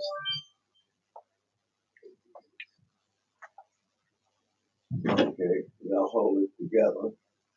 That'll demonstrate with both hands and off on the black candle. And you say, we light this candle in the name of Uchiwa. We light this candle in the name of Uchiwa. And say it in English, British, it's collective work and responsibility. Collective work and responsibility. Okie dokie. Thank you. Thank you. Now that we've done that, normally the libation would take place, and the calling of the ancestors, singing of the song, and lift every voice and sing, and pieces of that nature. Our job here is to light in the morning and to get the understanding of what that principle is for the rest of the day. And then for the rest of the day, there will be other events. What I understand, last night was an event over at the King Arts Complex where they was the Tawi Family Village with Elder Phyllis, Elder Lona. I don't know if Brother Greg made it, but I know there was definitely Lumala was there. We had a couple of other, I'll think of their names in a minute, because I know Sister Eunice was there, and but my buddy from, I always see him over at the VA, Renee, he was there, and some others were there too, and I think they, did that program in the evening. It wasn't like it was in the past, because normally all nights were at the, if I'm not mistaken, were all nights done at the King Arts Complex? At one point in time, At yes. one point, yeah. So everybody knew to come there, to come there, to come there. And this time of the year, you have other things that are going on, that are present. And so, but the first night was the opening night, which showed Umoja. And one of the things about Umoja is the unity, and we had talked about that. Then we had talked about self-determination, to name ourselves, call ourselves, and yeah, here, you come on, bring your chair over in here. Let me move over. Yeah, yeah. But here, bring that other chair. So yeah, there you go. All right. So this collective work and responsibility is kind of like what does that look like? Y'all look like y'all got smiley faces. Y'all you're happy to be here, right? Okay, but this is like that's the eldest ancestors chair there. Yeah, you can bring that over here. Yeah, if you want. You can move the ancestor chair to your right, to your left. Yeah, don't throw it in the bag though. Yeah, there you go, and you can sit right in there. And normally, what we would do is put that chair there, right, and then you would sit in the middle and have the chair would sit, on both sides of you. Okay, there you go. So you sit there. Okay, it won't be that long. Oh, that's the guy sit. You know. Oh, wait, that's okay. All right, let's get this puppy on the road. Um, collective work and responsibility. That's what you guys have been doing here with the electronic stuff. Learning that with the electronic stuff. But as we have read this over here yesterday, to define ourselves, name ourselves, create for ourselves, and do for ourselves, that basically was the grounding understanding for self-determination. And we also said that the self was the group, okay? Because not only you are doing it for yourself, you're doing it with the group. Now, who wants to read the one for collective work and responsibility? You're okay. Go ahead. I can give you that little paper. Cooperative economics to build a maintain. No, collective work and responsibility in the green. Collective work and responsibility. Yeah. To build and maintain. Hold on. If you put the sign up in front of you, they won't be able to see your face. To build and maintain our community together, and to make our brothers and sisters problems our problems, and to solve them together. Okay. All right. Cleve, what did she say? What did that say? Collective work and responsibility to build and maintain our community together, and to make our brothers and sisters problems our problems and solve them together. And so, what did you get out of that? Well, don't everybody speak at once. So, what did you get out of that? Collective work and responsibility.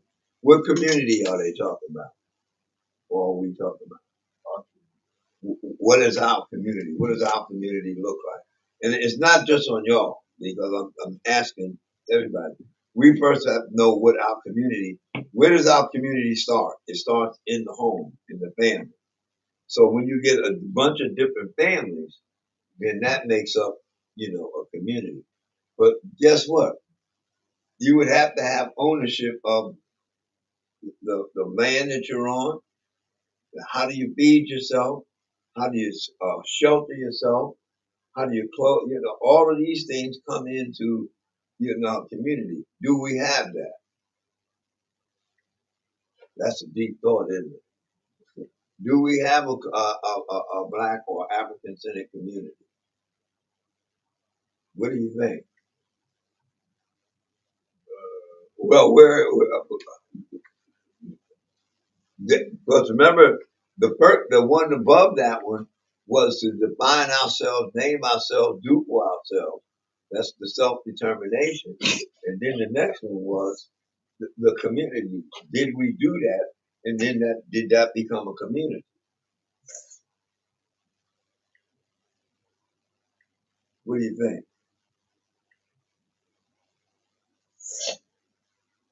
Yes, I think so.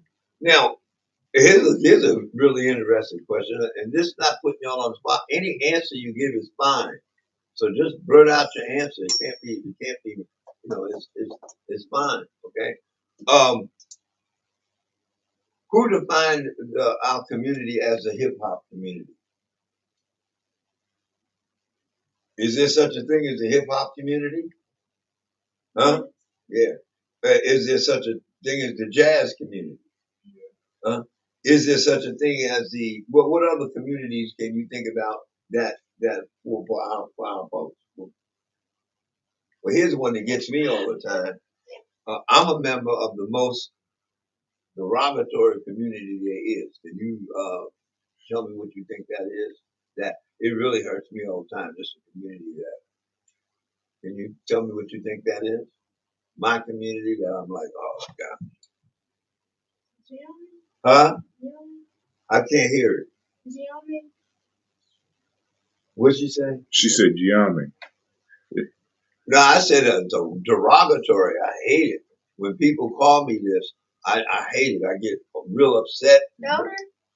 No, not that. That's a good one though. That's a good one. That's a good. That would be one that you don't want to be, right? No, this is a community that I mean, all growing up, all my life. Huh? Oh, that minor stuff. I was born in Harlem, so we didn't have we had no problem with that. That wasn't the problem. Nope, not that word, not the Negro, the other word, or whatever. Not that. Huh? What is it? Huh? Short.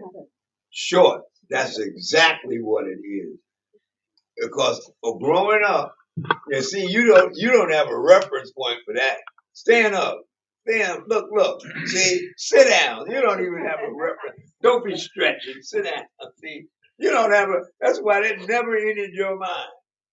So when I was growing up, whenever they were picking teams, was I the first one to be picked? No. I was always the last one to be picked. There was two of them because the community I belonged to was short, and I also wore glasses. So back then they would call the 4 eyes. I don't know what y'all call people that wear glasses nowadays, but a lot of y'all be having contact. So the community that you belong to, sometimes folks label you for a community, but that's not the community you want to belong to. You want to belong to a community, and folks be going, no, you in the community. So what we're talking about with Kwanzaa is the community that we all agree that that's our community, that we agree that we want to belong to that community. And the one thing that we're looking at from that is an African-centered understanding. In other words, if other cultures are okay with belonging to their land. Because if I'm Irish, what land is that? It's Ireland, right? If I'm Italian, I'm from Italy. If I'm Chinese, I'm from China. But remember, we never had a name attached to the land. That's why during the self-determination, we were defining the land base. We were saying we're African centered. Even though some of the terms like black meant the land, but that's not what it meant in the culture. In the culture, it meant something different. Okay? So the community that we were talking about is the Afrocentric community. Now, not everybody, I don't think everybody is talking about that. Some people, when they say the community, they could be talking about their church community. Right. Some people, when they're talking about community, they can talk about their community that they work with. Some people could be talking about. So it's real important that we get an understanding of doing practicing the Nguzo Saba, the 7 principles, and all of that was brought to us by the US organization and the Kawaida, okay, which is a document, a principle that the US organization lives by. And we know that Kwanzaa came out of the Kawaida. That's their community. And the folks who practice that, they have no doubt at all what their community is. That is their community. Now, what you said a few minutes ago, dear, was absolutely correct. The folks who have in Jame community, is that their community? And they have to, like say, protect and be proud of that community. And then the collective work and responsibility comes in when your community, my community, and other communities get together and do something together and like celebrate the work that we've done in moving forward with whatever our community done. Now, is your community in Jame community? She's looking at me like, I'm like, yeah. Brother Cleve, is your community in Jame community? Gianni? Yeah. Yeah, one of them. Okay. That's one of your communities. What would another community that you belong to be? Warriors Initiative. Okay, all right. That's not the same community, so it's a different No, community. they're different, but they're similar. Okay, They all started right. out the same thing. They split off from each other. Okay, so do you play volleyball? Okay, huh? Do you? I got. What's this? What's that? Do you play volleyball? Huh? And you can't tell him. Okay, now is that a community? Your team is your team considered a community? And all the other teams that play volleyball, are they considered a community? Okay. What community do you think you belong to? Oh, she's thinking real hard about it. So, do all of us belong to an Afrocentric community? What would you say? Yeah, what would you say? Oh, I got a laugh out there at least. What would you say? Yeah, okay. Now, I would say yes, I belong to it. And the question is, how do you know you belong to an Afrocentric community? How do you know? How do you know you belong to a community? What? How do you know about that? And according to this here, it says collective work and responsibility to build and maintain our community together. How are we building and maintaining an African-centered community? You already said what you thought that was, what that was when y'all did that. Are y'all planning on doing something for during the holiday? Yeah. Aren't you doing something during Kwanzaa? Yeah. Right. Okay. Is the school that you go to, is that considered a community? Mm-hmm. Question. Your family, your core family, in one sense, is there a difference between community and family? Because in order to, what I'm saying, and explain it, tell me we take a look at it. In order to have a community, what I'm saying is you have to start with the family. And the family has to have its identity.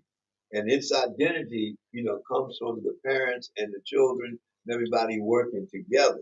And then once that family looks at other families that are doing the same thing they're doing, then they all get together, and they start building to represent the same thing, and that becomes a community.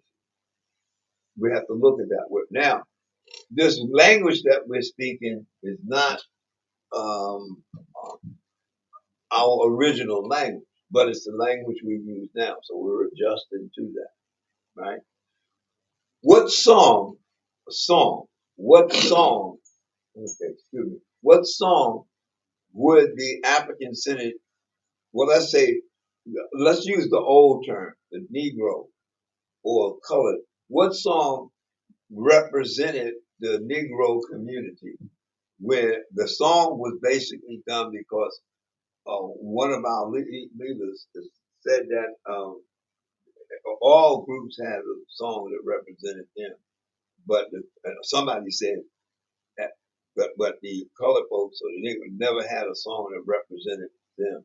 So, what song do we sing during that time when we all come together that represents that? Good.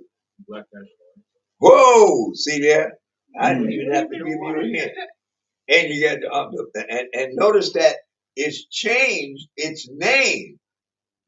We changed it according to defining ourselves, which was Kudichagalia, because originally it wasn't called the Black National Anthem.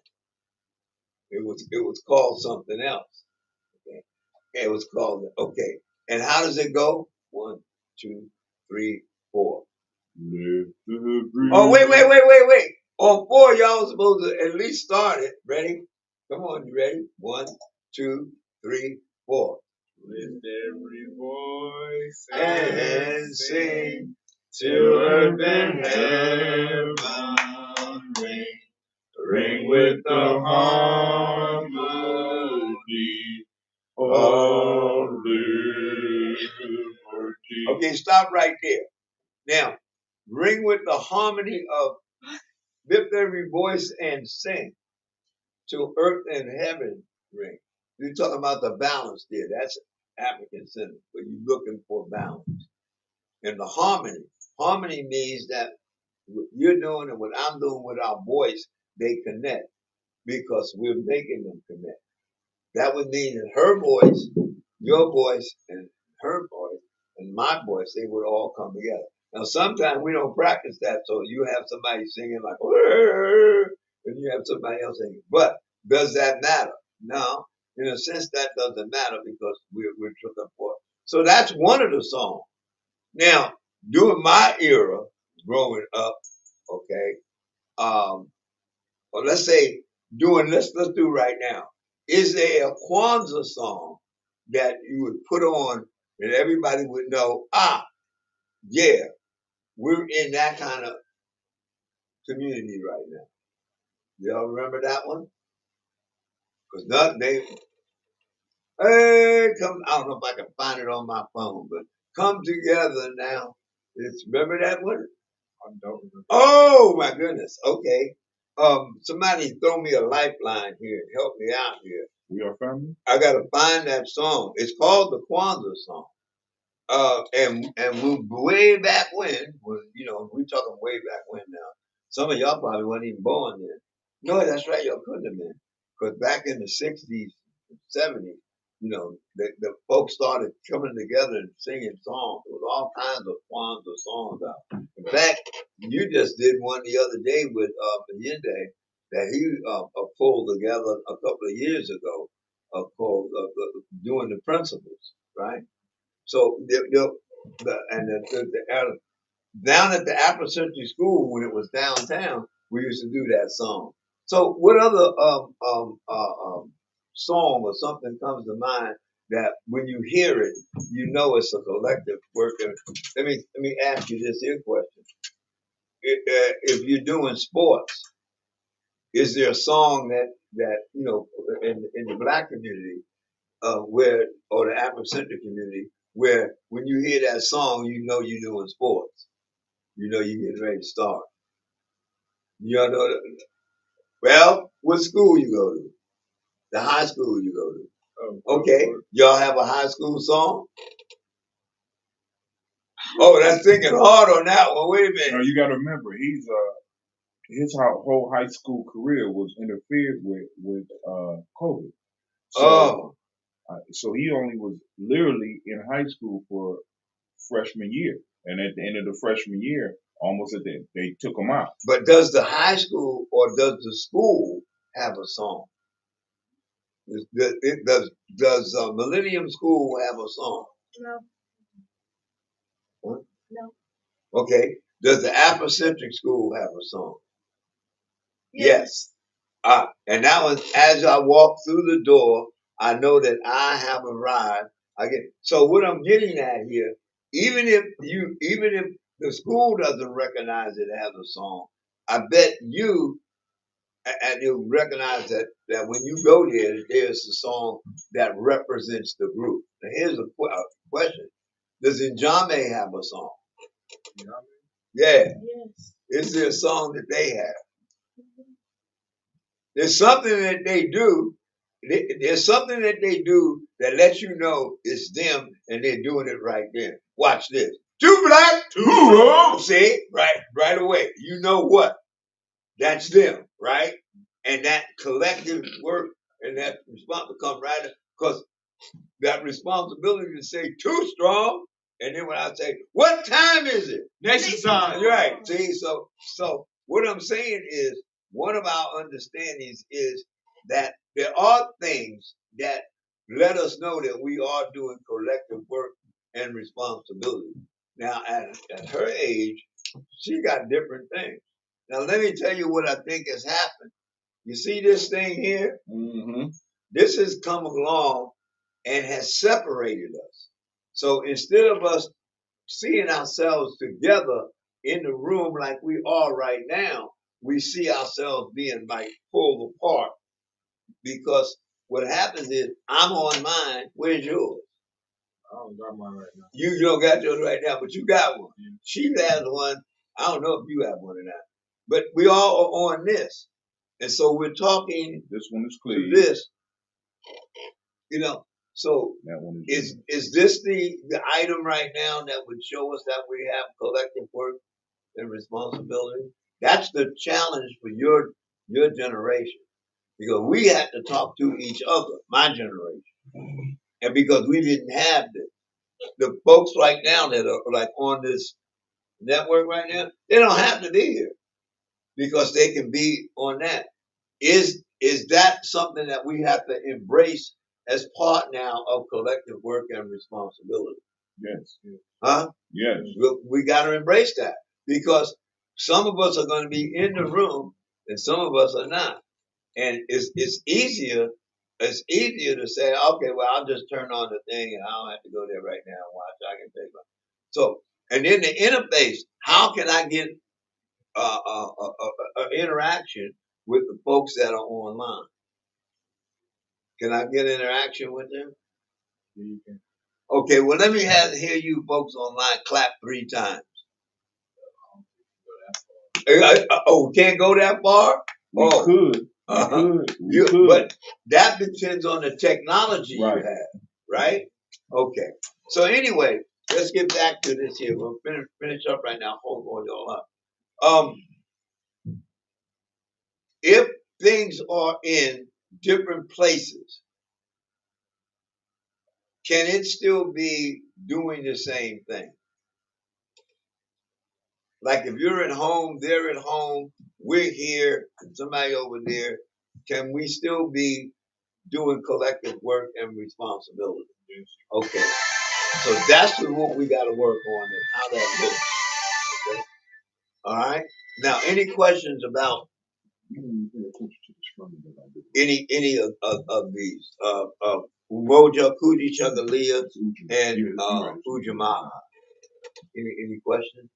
Y'all look so excited. Let me go. Yeah, I told my kids wrong. It's actually Ujima. Ujima? Yeah. Yeah. It's Ujima. That's what we said. Oh, They said That's what I Ujima. said. I'm sorry. Yeah. Did you correct? I'm sorry. Y'all know I'm always the principal ahead. Plus, yeah. I'm just right. Ujima. So you was trying to get to the money first. No, I was setting up the stream for tomorrow. Oh, okay. So, all right. Yeah, they was on it. They one of their jobs is, and another way of saying that is to bring balance to what the other person is saying. In the British or Northern term is I'm correcting you, but in the African centered way of looking at it, you're bringing balance to it. It's like you. I don't understand why you said that. In other words, I'm saying Ujamaa. You're like, well, wait a minute. No, it's what? Right. So you say, so you're bringing me back to the balance. In other words, but in our collective work and responsibility of competition, somebody always has to be right as compared to somebody has to be wrong. And so what I'm trying to say is, in that atmosphere, it's always a one-up thing and not bringing balance to the situation. Okay. But anyway, I appreciate y'all talking about that today. So what did yeah, that's my phone. What did we?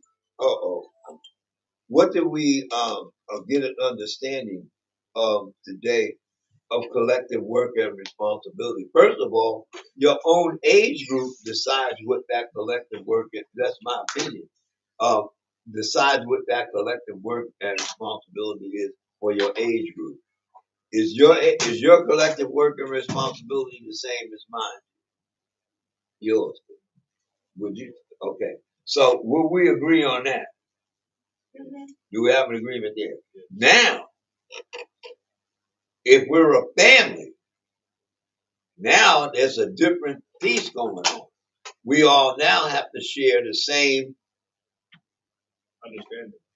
understanding. And that would mean that the collective work and responsibility has to be shared in the family. So this group that's been coming here in the morning, early in the morning at sunrise, bringing the light of Kwanzaa up in the morning with all the problems that rose up and all these kind of things. Did we share that? Did we share that? Okay. Did we share that? We can't see you because your mouth is behind your knees. Did we share that? Okay. What did each of us have a responsibility? Yes. What was that responsibility to? To come here. Okay. Now here's the big question. In America, and you remember y'all supposed to say which America? North America. Everything is according to time. Were we on time as according to the way our family here was getting the work done? Yes, we were on time.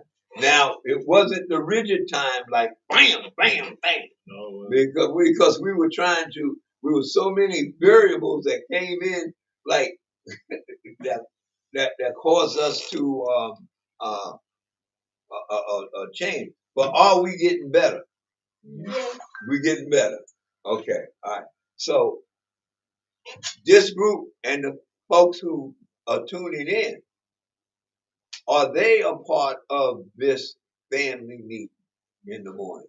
yes, they are. So they are too, right?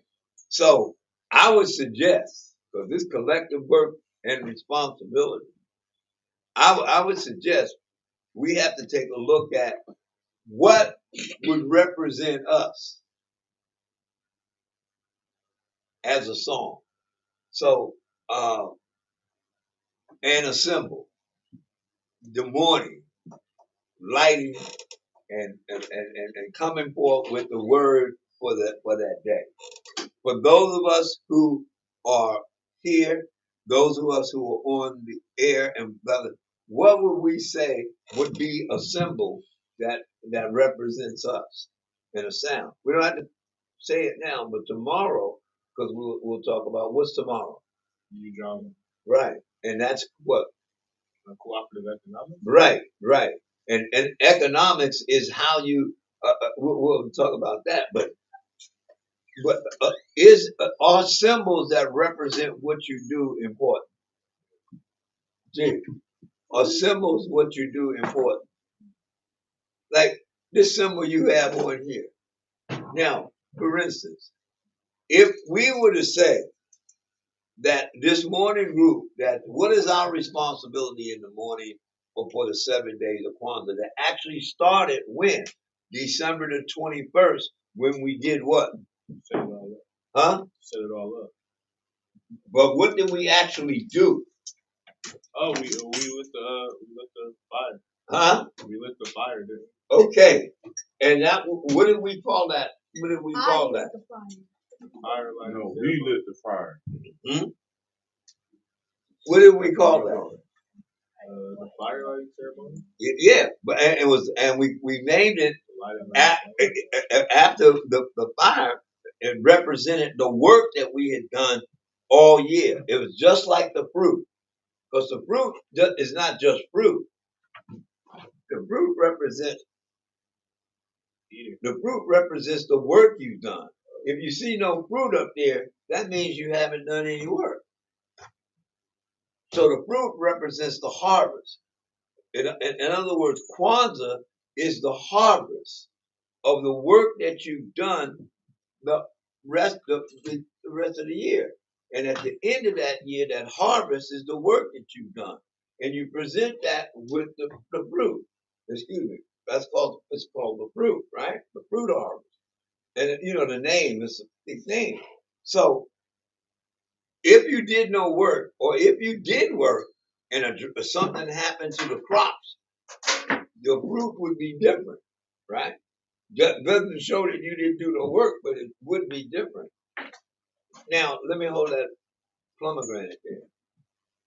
Now, this here is the pomegranate. And this fruit is different than the rest of the fruit. But it's the same because we're saying it represents something.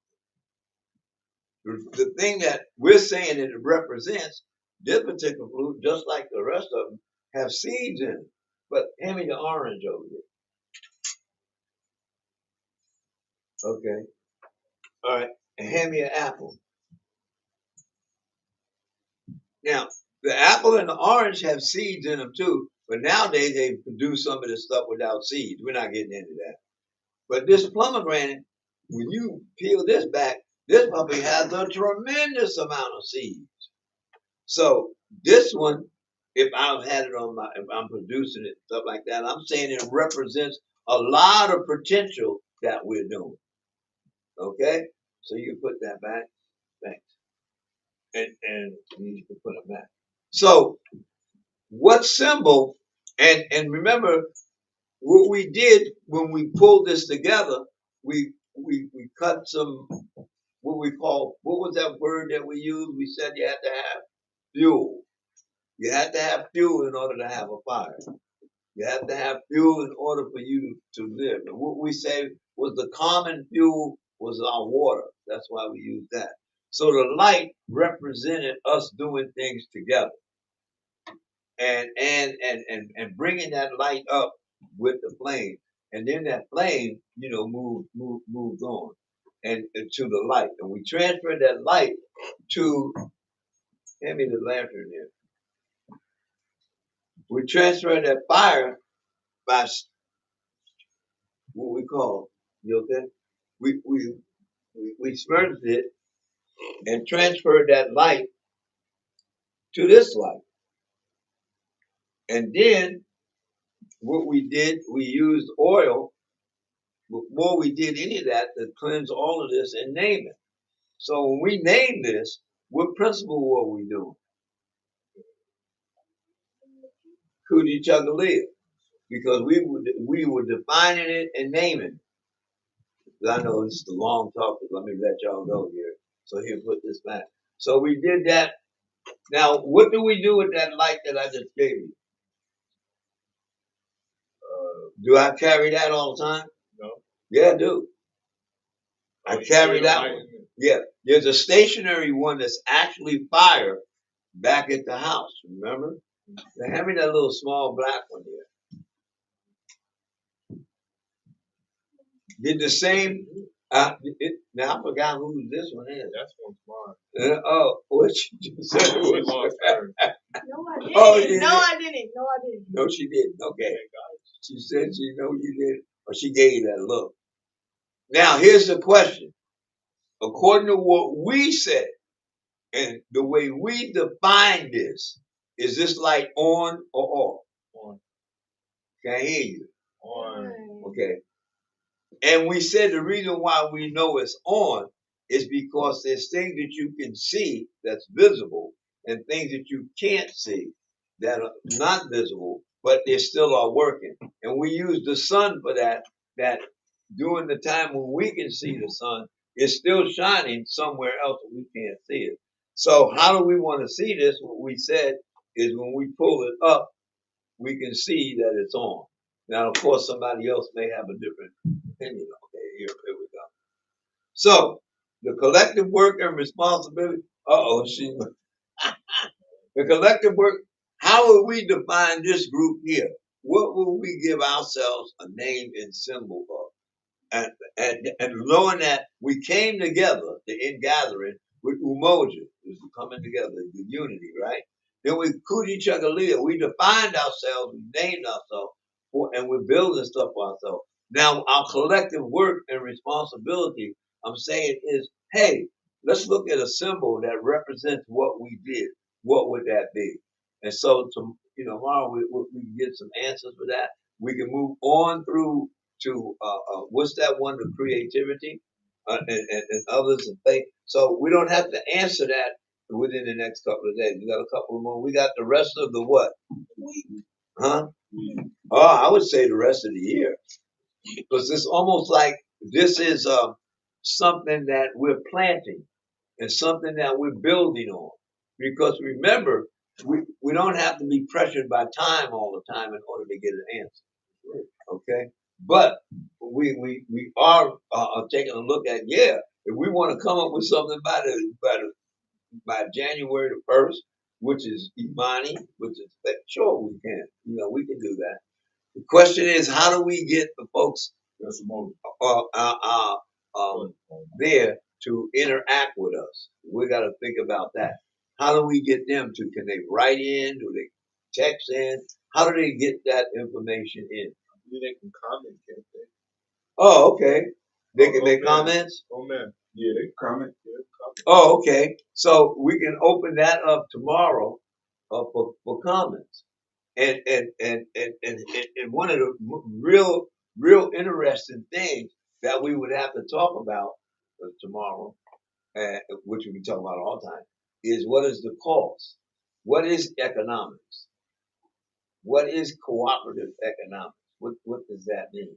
So we'll think about it because we have to define it. Remember, we're defining what it is we're doing. Okay? So the last word for today, do you have anything here you want to say? Okay. Well, I really appreciate y'all doing this with me. My hip is getting much better. Like I said, we were at the Lincoln Theater Monday. Was it Monday? Yeah, Monday. I have a kind of thing going on with Lincoln because he's the one with the Emancipation Proclamation document. Off with that. So somebody else. The only way you get out of things is to discuss it with others. Okay. So the Lincoln Theater was on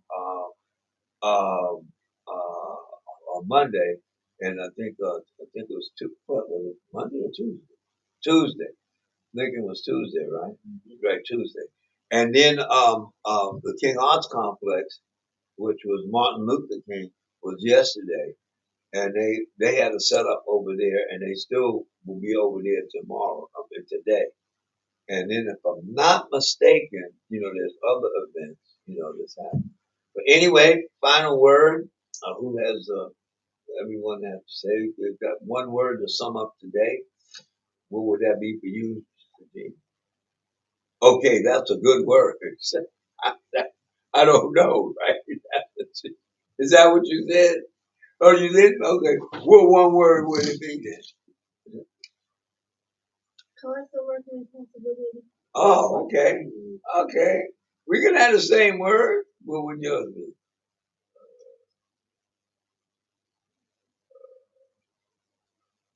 A collection, a collective. Okay. What would yours be? Unity. Oh, okay. Okay. Mine would be the light. Because remember, one of the things we were talking about is the light of Kwanzaa. What is the light of Kwanzaa? Just right up the top of your head. A ritual. The light. Light of Kwanzaa. Yeah. All of us. Huh? The light inside of you. Oh, there we go. Okay. Okay. So I think we just answered what this group is. That's been me. Were we responsible for the light? Yes, we were. Okay. And what symbol will we have of the light? We got more than one symbol, right? We have the lantern, we have a candle, we have the other lanterns, we have the lanterns with the fire in it. I mean, we have all these symbols of light. Is the sun a symbol of the light? Yes, it is. Okay. Is an idea coming out of somebody's head? Is that a symbol of the light? Yes, it is. Okay. So what other symbols of the light? The heart. Is that a symbol of the light? Yes. With Jesus, we're working on this one now. She's like going like, what? The heart? Yeah. Because remember, the heart and the mind, they work together. They come as a pair. Because when you feel real compassionate about somebody, that's the light. Okay? Yeah. So I appreciate this. So we kind of got an understanding of what we look like. Okay. What color would you say is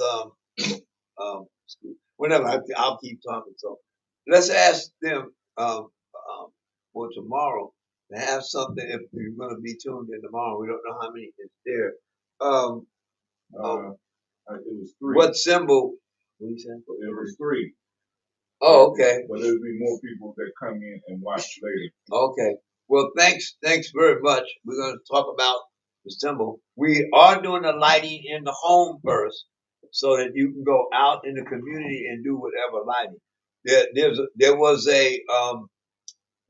a video. Once you on the television on the channel that showed the lighting um, with Umoja up here. Then they did Kujichagulia way out here, and then they did Ujima over here and Ujamaa, and I mean they did it like that. So I mean it was different. So part of the piece of defining ourselves, naming ourselves for ourselves, is already done started to, like, we have to take an example, take a look at who's defining who we are.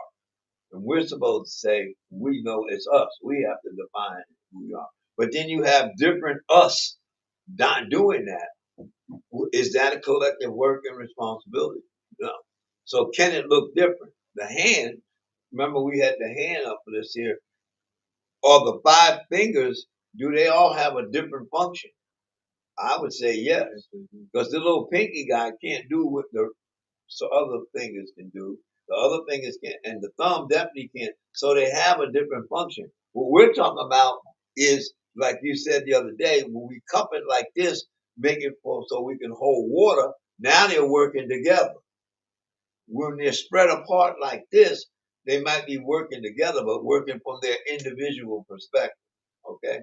Well, anyway, thank you very much for today, and I think today is also at the King Arts Complex. I'm not mistaken. Is it also down at the public library? They're supposed to be doing some type of reading or something. I don't have I ain't got the schedule in front of me. Okay, there may be a poet, or not, or storyteller down at the public library. So anyway, thank you very much, and we'll say what we did last time to close, we did Harambe's, huh? Okay. Harambe. How many Harambe's? Who? 7. Okay. Here we go. Let's get on up. What's wrong with you? She's trying to get up.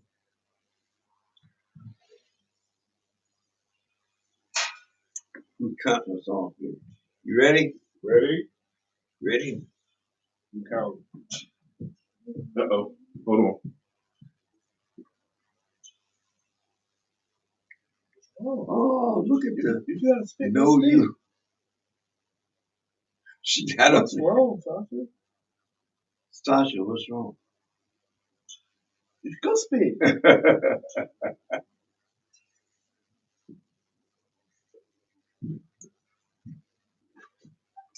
She gotta go to the restroom.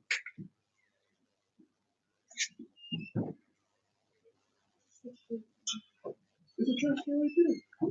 Come on, we're getting ready to do Zaza. Come on, we're getting ready to do the Harambe. Okay, so it's not gonna be long, is it? Well, I have to put this by the journal.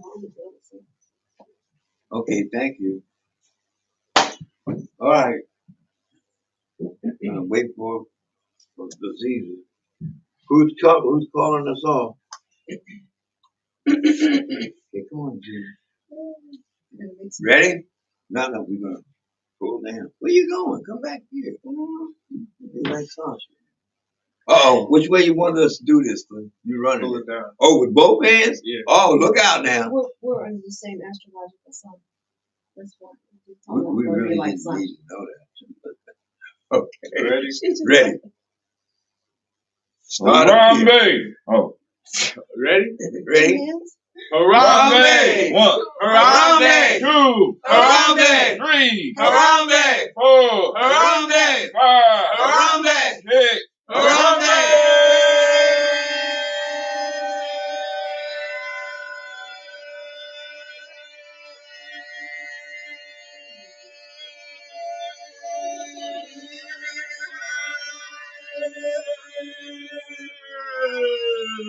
When I say Harambe, you say together. Harambe! Together. Harambe! Together. Harambe! Together. There we go. Okay. I got it. Wait a minute. I got it. I need a number out of your phone. So that one, I gotta try to get a ride for tomorrow. Okay. And she can tell me what company she's with. Can I take my phone? Access again. I think she's with another company. Yes. You're in my I seat. can't believe. Let me go up and get some. You're in my seat. Well, just a moment because How we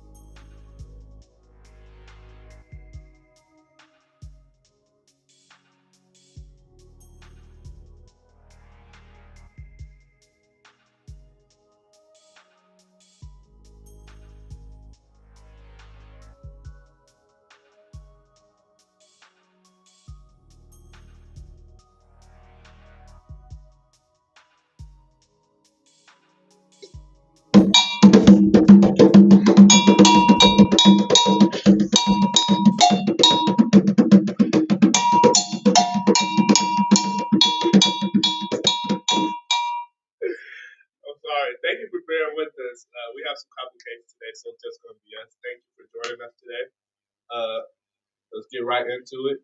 First things first, thank you for joining us. We just did the drum call. If you can't tell, wasn't that good, but it's more the principle than anything. Next part is we want to pour libations, and the one that's going to be doing that for us today is little Sasha. Thank you. Thank you. Yay, Sasha!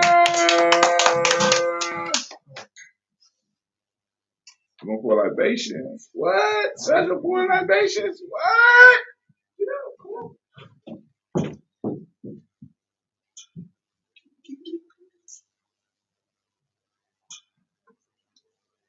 First we pour for the people. Ashe. You say. What do we say? Ashe. Ashe. Next we pour for the creation. Next we pour for the three elements. Three elements. There's three of them? Oh. There's only three elements. I didn't know that. 3 elements? The four elements. Air. What do we say? What do we say? Ashe.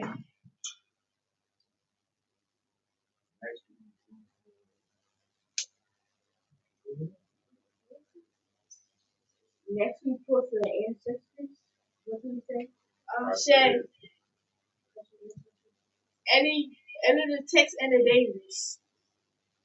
Ashe. For those who come to your heart but not your mouth, what do we say? Ashe.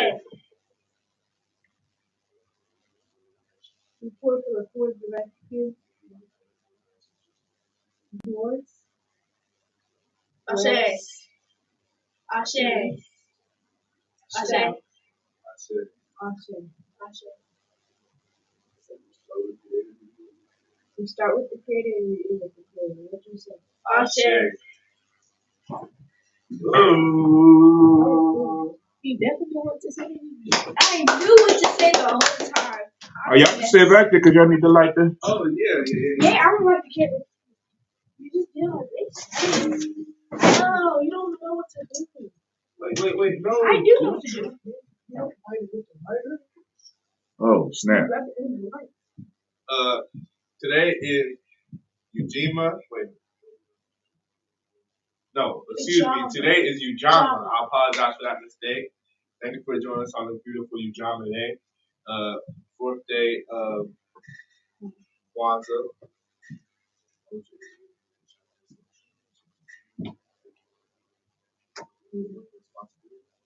Yeah. Boom.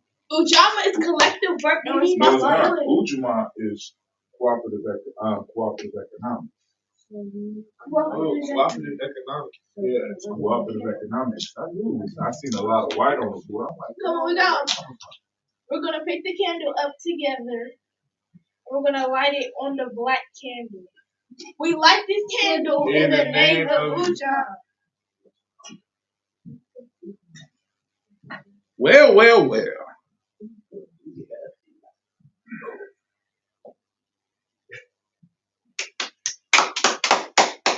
right. So y'all gonna grab a seat. My God, Gina, move your book bag, please, baby. My God. Stop putting real close. All right, we about to get it. About to have our conversation. Today Me and the Giammi babies. Baby's born in Giammi. Let's go and cut one of these cameras off. And we're going to have our little discussion. Let me turn this way. We got Brother Shamar coming in the room. About to have a good discussion. All right, went too far. Boom. There we go. Brother Shamar, you can sit right there. Scoot that chair over. Oh, just we about to have this. Is that a trailer? Oh, you trying to get fancy on? Listen, we about to have this conversation. We don't need the camera now. But oh man, all right. So let me go and do this. Brother Hatim style. We about to show out just a little bit here. Watch this. Hold on. Wait, hold on. What? You ready? You sure? You ain't ready for this. Pow! We're about to have this discussion. All right, so now I got to go and change the camera a little bit so I can catch the essence of Cleveland. So I can't get anybody in. All right, so I'm gonna keep y'all major. I'm gonna make myself minor. Let's do that. Wow. All right, so we're about to have our discussion. You go and get over there in that camera too, because we're about to discuss this. Ujima, scoot over a little bit more. Gina, give Shamar a little bit of room up in there. So I got my warriors and the nation builder, and myself, who I'm not quite an elder yet. I ain't made it to that elder phase yet. But hey, you say what? I'm just old. Just old. So let's go and have this conversation about Ujima. So somebody break down what Ujima is before we even get to the discussion, because we need to have this as a community. Because I just got some good news last night. I'm feeling real good at this point in time. So Ujima, somebody tell me what Ujima, the principle. What is it? Cooperative economics. Cooperative economics. So from y'all perspective as young people, younger people than me, younger people than Elder Tony, what is economics? What are economics? Economics, I believe, is movement of money from one place to another, or it could be other goods, things like that. Is that what economics? No, I'm asking your perspective. Oh, See, because like I said, there could be some wrong answers, but I don't want to mess up your thing. I had to take off my coffee cup because I ain't giving no free. We ain't giving no free advertisement. And my son my son is wearing a big ass champion. Excuse my language. A big old champion sweatshirt, giving free advertisements. We should have had our stuff on. But anyway, so you said the movement of money. Miss Sasha, do you have any idea of what is going on? Look over there. That thing just fell down, man. See, that's what happens when we start talking about Ujima. The energy want to hold us back. So, Sasha, you have an idea about what economics are? How about the word collective or cooperative? What does cooperative mean?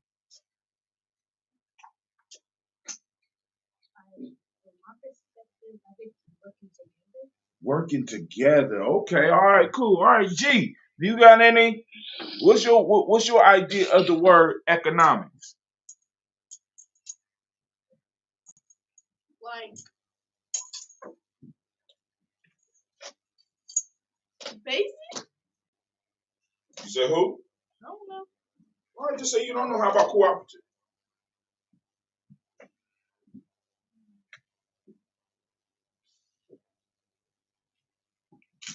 Like understanding.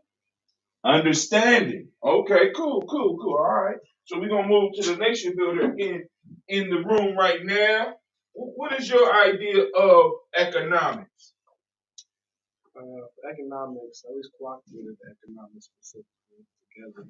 I think it is working together to create a sense of monetary life within the nation that you're in or the community that you're in. He done, bro.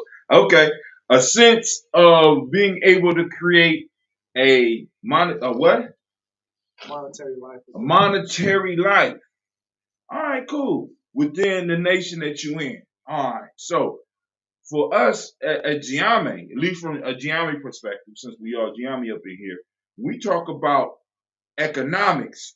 We talk about cooperative economics. We're talking about learning to work together with the resources that we have.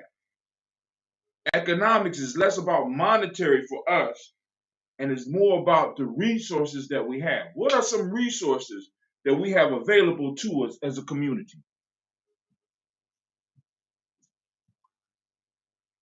Anybody? I would say each other, because I always have people to call upon if we have some plans, they can call upon me. You said People. Each other. That's dope. Each other. All right. What is that? What's that beat? Gina ain't turned on her volume.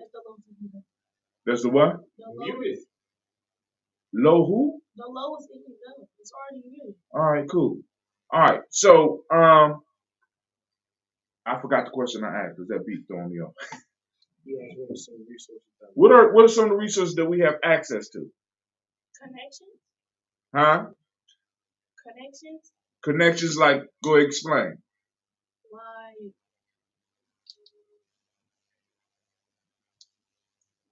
Don't worry about it. Just turn it off. Just give it to me. I done took it offline. It's offline.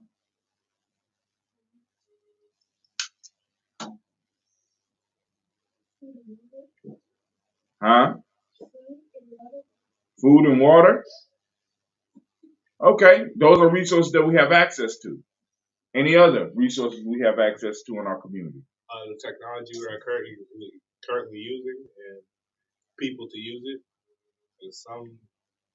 Because knowing how to use this, we even going further with this AI stuff, but we're currently learning how to use most of this, and I won't say we're using it to the best of our ability, but we're using it to the current best that we know how. Okay, cool. So you saying like AI or technology is a like resource. Video recordings, things like that. Though we aren't using the social media aspect to its fullest, we do know how to get there. Okay, I got you. All right, anybody else? Any other resources that we are using? I think the biggest resource that we have available are our elders in the community. Ooh. Explain, please. Break that down, because we're going to have some elders, because it's going to be elders that mostly watch this. So when you say elders are a resource in our community, what are you talking about, young man? With your old self. I mean, with your young self. I'm old. With your young self. When we talk about elders, these are people in our community that are staples, that are essentially people that have been here, that we have the ability to go towards when looking for answers or any conflicts that need resolved within the groups, within our community. Hold on, you said knowledge is a resource? Yeah. What? I didn't know that. Wisdom, knowledge, and all of those things are vital resources that we have. Wow, I didn't know that. So, all right, so knowledge is a resource. So you said elders. Sasha said food and water. Now, I got a question on that. Food and water, Sasha. Food and water. Do we control food and water? If we grow it. Oh, okay, cool. Because I want us to be clear on that. If we're going to count food and water, can it really be a resource for us if we don't control it? So we can control the knowledge that is available in many ways in our community. We have that. What other resources do we have? I'll say we have our cultural stabilizing holidays. We got our cultural stabilizing holidays, which brings people together. Okay, cool. Now, what other resources? Because we really got to think about this. We got to talk about this. Because what things do we have at our disposal that we could use to move our people from one level to another level? To help our people grow, to help our tribe grow, to help our community grow, to help the village grow. What things do we have at our disposal that we can use to help us grow and move to the next level?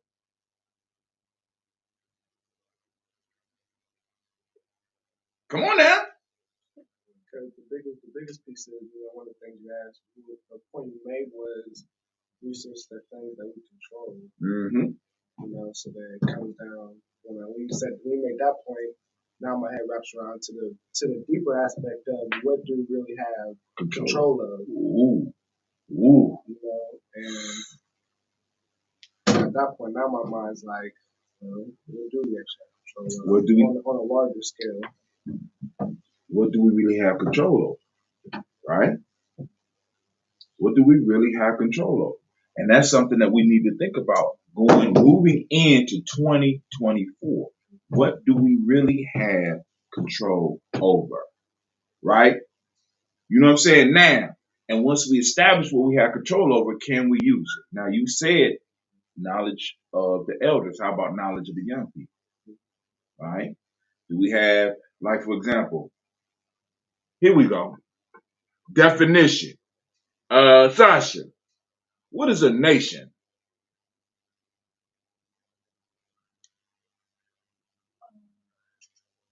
Wow.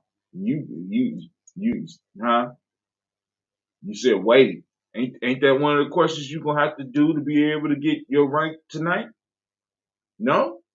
That ain't one of them? No, That's 16? we do up to 16. You doing up that ain't up on 16? No. Nation ain't? Alright, Gina. What's a nation? Historically, Oh, Cleveland hold his mouth. And he might be is Cleveland Majestic? No, Cleveland brother. You majestic? Oh, you can't be majestic holding your mouth on that question. That's a basic question, right? a stable, historically developed community. Like-minded people. You ain't supposed to be asking that with a question in your voice, being at the level you are in the family, right? A stable, historically developed community of people with territory, economic life, distinctive culture, and a language in common. That need to pop off your head. Now, when we talk about what we control, stable, historically developed community, do we have control over our history? No. Yes, we do. See, because the history y'all getting is different than the history that other people getting because I am able to put the history in you. Your grandma during Christmas was trying to put your family history on you. So we do have control over our history. I can tell you the history of the very school building that you are in directly connected to the culture that we're talking about right now, right? I can tell you the history of other schools in Columbus connected to the history that we have. So we have control of the history. Stable, historically developed community, right? Is community a resource for us? Yeah. Do we have any control within our community? Can the community be a resource? Yeah. Right. In your lifetime, y'all seen the community be a resource. I remember we got pictures with Gina and Sasha with their little play, the thing that you cash register. When we used to put the little bit of money that we would make when we did the community, the Malcolm X Festival, as well as when we used to do the monthly gatherings here. We got community people coming out support. So we do have a community that we could call on that is a resource. And what makes up a community? People. So do we have access and control of people? Yes, we do. Yeah, we do. We got ourselves and we got our networks, do we not? Yeah. Stable, historically developed community of people with territory. What's our territory? Giame is a territory, but it's not a territory in the traditional way of thinking. Giame is a brand, right? So yeah, it's a territory. We control that. How about, territory? huh? Is this our territory? What? Where we at? Yeah. Is it our territory? Yeah, I would say so. Right? Do you operate outside of it? You know what I'm saying? You know what I'm saying? Are you able to use it? Do you have access to it? Yeah. Huh. Do we have some sense of control of the environment that we in? Were we able to shape this room to form it into what we needed for today? Okay, that's territory. What other territories do we have? Our home? Okay, maybe. Depending on if we renting or not. You know, if we make sure we pay the rent, at least for that 30 days, we got it. What else? What other territory? Y'all really need to think about this one. APDS? Yeah, that's territory. Yeah. Baba Kelsey started that, and it's run by Brother Jerry Saunders, who is now an elder. So yeah, we control that. Come on, give me some other territories, because y'all need to think about this. Because I could walk out of here and have a heart attack. I'm 55. I could die right now. And y'all be stuck. The content we have? Say it again. The content we have? The content we have. So now, but hold on. Where is the content? What is the content on? See, all of the channels that we have, we got it. But I have a question for you, being young. If I was to die right now, where's all the content? Once it's unlocked under you. In the computer? But if you ain't got the code to my computer, a lot of y'all territory, if I was to die right now, a lot of territory, a lot of connections, a lot of stuff, a lot of people that I know would die with me. Why? So the territory, the statement is essentially based on your connection with who you know. Now, and you stated that with, you said, the very first thing I said, a resource, you said the elders. So now I want you to imagine, if Brother Hatim has connections, and I'm only 55, we got elders. Our oldest elder is damn near 100 years old that we know. Baba of Simba, which is Baba Dali, is how old? He was an elder when I met him. Now, he was right up under Baba Kelsey, right? What, 90, 99, 98? Somewhere around there. Then we got Elder Dolly, we got Elder Gaylord. You know what I'm saying? We just lost Elder Cedric, right? How many connections did we lose there? 2 of y'all was there at the funeral. Did y'all know all the stuff about Elder? You see what I'm saying? And the connections that he had, now that he's gone, those are gone. See, by us not plugging into the major resource we have, which are people, and elders in particular, we're losing a lot of community wealth. Well, I'm gonna stop it right there. We at 27 minutes. So on this Ujamaa Day, right? I want us to reflect on what resources, what economics really are, because economics is not about money, not just about money. It's about resources. Money is a way that you are able to easily transfer resources between you. It's a fiat currency. It's something that's not real. Money, you can't eat it. Money is debt. Money can be debt, but it's something that's not. It's more mental than anything else. You see what I'm saying? Like I can have money, but then the president of the country say, we are no longer accepting dollars. And dollars are now purple. And all that money is gone. But the resources still exist. If I have a use for gold, gold still exists. If I have a use for silver, silver still exists. If I have a use for knowledge, knowledge still exists. Many of us think that economics is about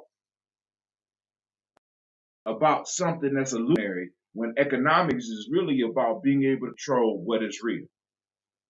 And if you get to the end of the questions, one of the questions we talk about the laws of Maya, or the principles of Maya, the 10 virtues, right? Being able to distinguish the real from the unreal is one of the virtues of Maya. That's one of our principles. That's something that we got to practice. And part of Ujamaa is being able to distinguish what's real from what's unreal. We got a lot of people chasing money, not even realizing that they're chasing a goddamn illusion. Wood is real. Earth is real. Metal is real. Money is an illusion. I know some people out there like, brother, I think give up your money. It's a fiat currency. It stands in for something. So I'm not giving away shit. You give up your money. As a matter of fact, go to GNJmedia.support. GNJmedia.support. Let me go and put it up, and then we out. Any last words before we get up out of here? You said, oh, we ain't do the Harambe's? All right, you want to lead the Harambe's, Miss Sasha Mosh? All right, so go and stand up. We're going to stand up. Go and stand up with us, fam. Hold on, let me go and raise this up a little bit. Y'all come in a little bit closer. Because my camera, we ain't got a good camera. Going in, G. All right, ready? How we doing it, Tosh? We're pulling it down. All right, ready? We gonna how many we doing? 7. 7. You should know that. Why 7? 7 is the universal number of steady reciprocity. Go ahead, girl. You might be ready tonight. I don't know if she crossed. I don't know. Ready? Let's go. Harambe! 1. Harambe. 2. Harambe. 3. Harambe. Harambe. 5. Harambe. 6. Harambe.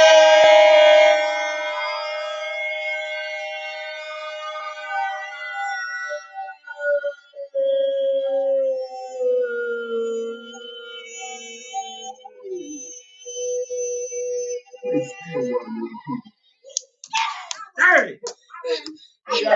Young people be. All right, family, we want to thank y'all for joining us. It was a pleasure to have you here.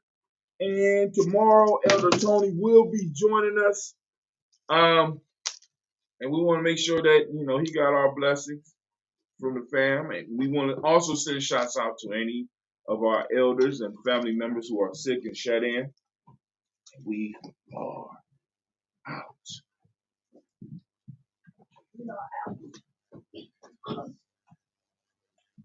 I will not. No, I definitely won't. No, I won't.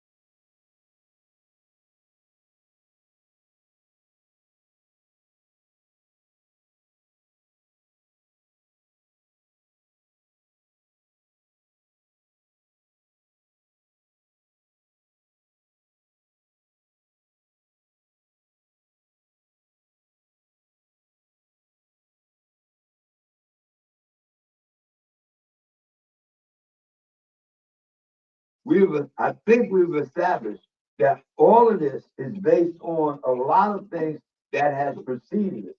The question I would ask, were there ideas before the Kawaida and the US organization? Yes. And that is the culture throughout Africa itself. The Kwanzaa means first fruit. Remember, there's a whole term, for that, meaning the first fruit. You can't have fruit unless you planted it, cultivated it, worked on it, and then harvested it. And once you harvested it, the work is done. Kwanzaa is about the harvest of the work you've done. And what work have we done for the community, our community? And then once I do my community, then I can do what? I can do the larger community. Right. But I got to do my community first. I got to take care of my house, my home first. If I'm in an airplane and the oxygen mask drops, who do I have to put it on first? I'm holding a baby. Who do I have to put it on first? I have to put it on me.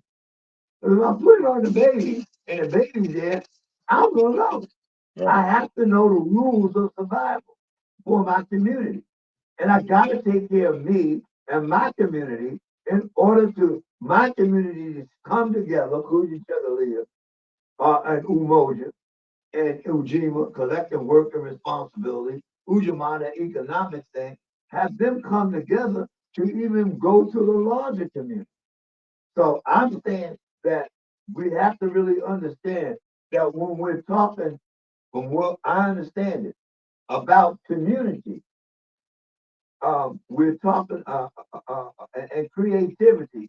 We're talking about creativity for our community. Right. And that is the sense that I'm talking about. Is that understood? Yes, sir. So then we can light now from Umoja down to Kuuma, which is the creativity. But we're talking about creativity for the community, right, our community. And we don't have to put a descriptive adjective on it, meaning the black community, the Afro-Centric community, the colored community. We don't have to do that because we know when we say community, what we're talking about. We're talking about, right. But I got some bad news though. What? Our whole conversation was. What do you say? The whole conversation, it was on, the mic was off. Well, I just turned it on, but we ain't do the light yet, so let's go on. That's okay. We're ready to do the light. But hey, so we did the lighting yesterday, but it was not recorded. So somebody broke in and stole all our stuff. Hey, but hey, we gonna replace all that. It's cool. Listen. Huh? What you talking? Talking to the community. I thought you said it wasn't on. It's on now. Oh, it's on now. I told you on now. I came on this. Don't laugh, man. That ain't. Hey. Can I get you? Can I get you in there? And I go. Now notice we also want to point out two very important things that we know when we're celebrating Kwanzaa. Okay, in our community, you will always see the red, black, and green, and the black, red, and green flag. That lets you know for a fact that we're in our community because that's what we're representing, our community. And that doesn't mean that we can't represent us, but right now we're talking about the fruit of our labor is the red, black, and green, and the black, red, and green in our community. All right. So we want to lift it up together there and say we light this candle in the name of Fuji Chaka. Oh, is it Fuji Chaka? No, it's well, where are we at? We're on Kumba. Yeah. We light this candle in the name of Kumba. Right. For the community. For the community. Yeah, we want to be clear that we're talking about for our community. Anyway, somebody broke in yesterday and took all of our equipment. You know what I'm saying? Oh, and they stole the lighters too. Yeah, but the lighter was just a representation. Right. Yeah. But let's talk about the community again. Are we clear on the community? Yes, we're clear. But when Dr. Karanga and the US organization, and when Karanga and the US organization did Kwanzaa, and Dr. Marie Kelsey, whose name we've definitely should have been mentioned all week, um, what community were they talking about? I can see. Because remember, this actually started in 1965. That's when the Kawaida and the US organization started. The first Kwanzaa was done in 1966. I heard the people on the television today said the first Kwanzaa was in 1996. Now they might have been talking about the first Kwanzaa in Cucamonga. I don't know where it could have been Cucamonga. Huh? Yeah, Cucamonga. I don't know what you're talking about. So if somebody wanted to find out about Kwanzaa and they Google it, what you think that they would Google? I mean, we can find it out right now. We can just Google it.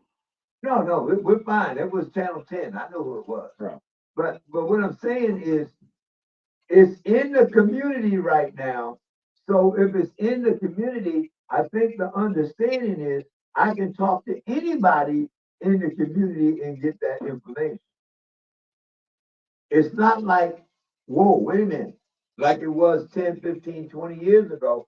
But let me talk to the African Center for Study and Worship. Let me talk to APDS. And let me talk to the Tawi Family Village or Imani, the answer. I think that's my question. It's like proved to the point now that the community is not just the African centered community. Is it moved to the point when they say community now, they mean the community at large? I don't know. What do you think, G? When you hear that, when you hear the television say the community and Kwanzaa for the community, what do you think they're speaking specifically about? And do our folks even want to hear that? The black community. Who's the value that you're saying is speaking about it? Let's say the newscast, the Channel 10, the ones who are broadcasting the Kwanzaa is out. And they say they meaning the Channel 10, Channel 6, Channel 4, Channel 42. Now, wait a minute. Remember, most folks aren't even watching those. Most folks are on the internet. On the internet. So what is the internet saying when it says they? So that was my question. We don't know. That's what I'm saying. We have to find out, because when we say the community, we're talking about our community. But when when some other folks talk about, when church folks talk about the community, they know they're talking about what? The church. The church community. That when talking about those Christians that think like me. Right. Right. So when we talk about the Iguza Saba and Kwanzaa and other stuff, and we're talking about the Kwanzaa community, what community are we I'm trying to understand. And we're talking about it that it's moved into what I call the public domain, where anybody can say community and they have access to. No, I don't think, actually, I can't let it get that way. Maybe after I'm dead, but it can't be that way. Because I'm one to believe in, we come from a community of master, where mastery meant something, so I can't allow somebody to come into something that I've been harping and talking about and doing and just take it over. It's like the Juneteenth celebration. Oh no, I mean, you know what I'm saying? We've been doing Juneteenth for a long time. Once it became a federal thing and all of a sudden everybody wanted to get involved, right? We kind of moved to something else. We can do our Juneteenth. We can do our Juneteenth. We can do like we doing this ritual here because this is ours. Right. So in the scheme of things, here's what we're saying. In order for us to take ownership of what we're doing, we do it in our homes first. That's why we're here. This is our home. Now, when we go outside of our home, the first thing that we have to establish is the building that we're doing it in. Because the building that we're doing it in, folks will recognize that as your home. Because the building you're doing it in, they have ownership of the say so because it's their building. They control the space and time. That's right. And now, if you're renting the building from them, you still have to go by the building's rules of rentership. You still don't own that building. Now, if you're outside, you can pitch a tent and you own the what? You own that tent. And so anything that you do up in there, folks automatically say, ah, that's yours because you own it. So if I'm in a building, you pick the name of building, any building you name, if I'm holding something in that building, people will get the understanding that that ownership belongs to that building. Right. Even if you're holding it there. No, but that's why a lot of times you will hear people say the views expressed here are not necessarily the views of. Yeah. With that being said, we don't own the internet. Yeah, you own your own home. No, you don't own the internet, but you own the territory in which you establish on the internet. For example, go ahead. People could take what they're seeing right now and recreate what we're doing. Right. On their shit. If I'm renting, but on Gianni Journey, they can't do it. Right. If I'm renting the building, there has to be a what? A lease. And what's that called? A legal document, right? A contract. Now, in that contract, when I'm negotiating that contract, I'm negotiating that contract from my point of view and my ownership. In that contract negotiation, if the building owner is saying I must do this, this, and this, and that runs contrary to my system and my belief system, I'm not renting it from you. I can go somewhere else. I mean, the contracts ultimately are civil agreements. Right. But civility isn't the end all be all. No, but it is the contract. But it is. No, I mean, hey, come on now. You do a West Asian philosophy. You're right. Because civility is not the basis of contract. But violence, the ability to operate in violence, is what. And that's why I agree with you, because the contract, I'm agreeing with you, because the contract of the Emancipation Proclamation could not be instituted unless the troops went on the property and actually instituted. You understand what I'm saying? So I'm totally agreeing with you. And I'm saying that if I'm signing this contract with you, that you have to understand that if I'm not negotiating, I'm not agreeing with things that you want me to do, I have the ability to say, no, I'm not doing that, and we'll back that up with not doing it. We do that. We've done that in years past.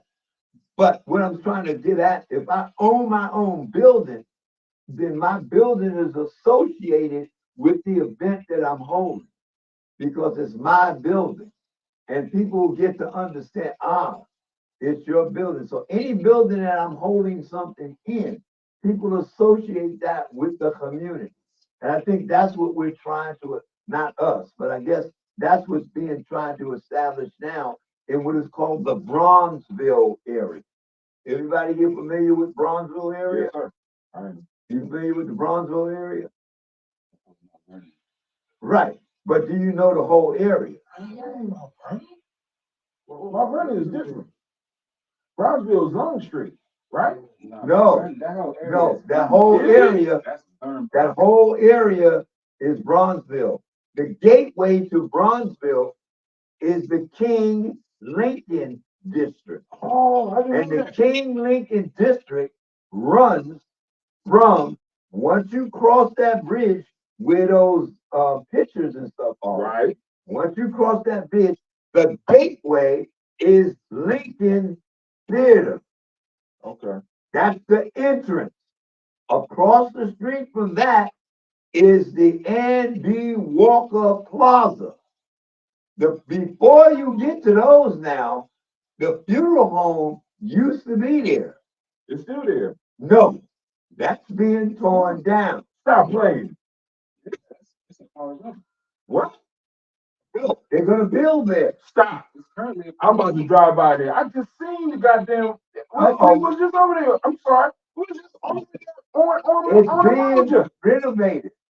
That there's gonna be They tore something down the funeral home. that's gone. They moved. Deal with it. It's gone. They moved. Just like the bar that was on the The candy corner. bar? There used to be Candy on the bar is corner. not gone.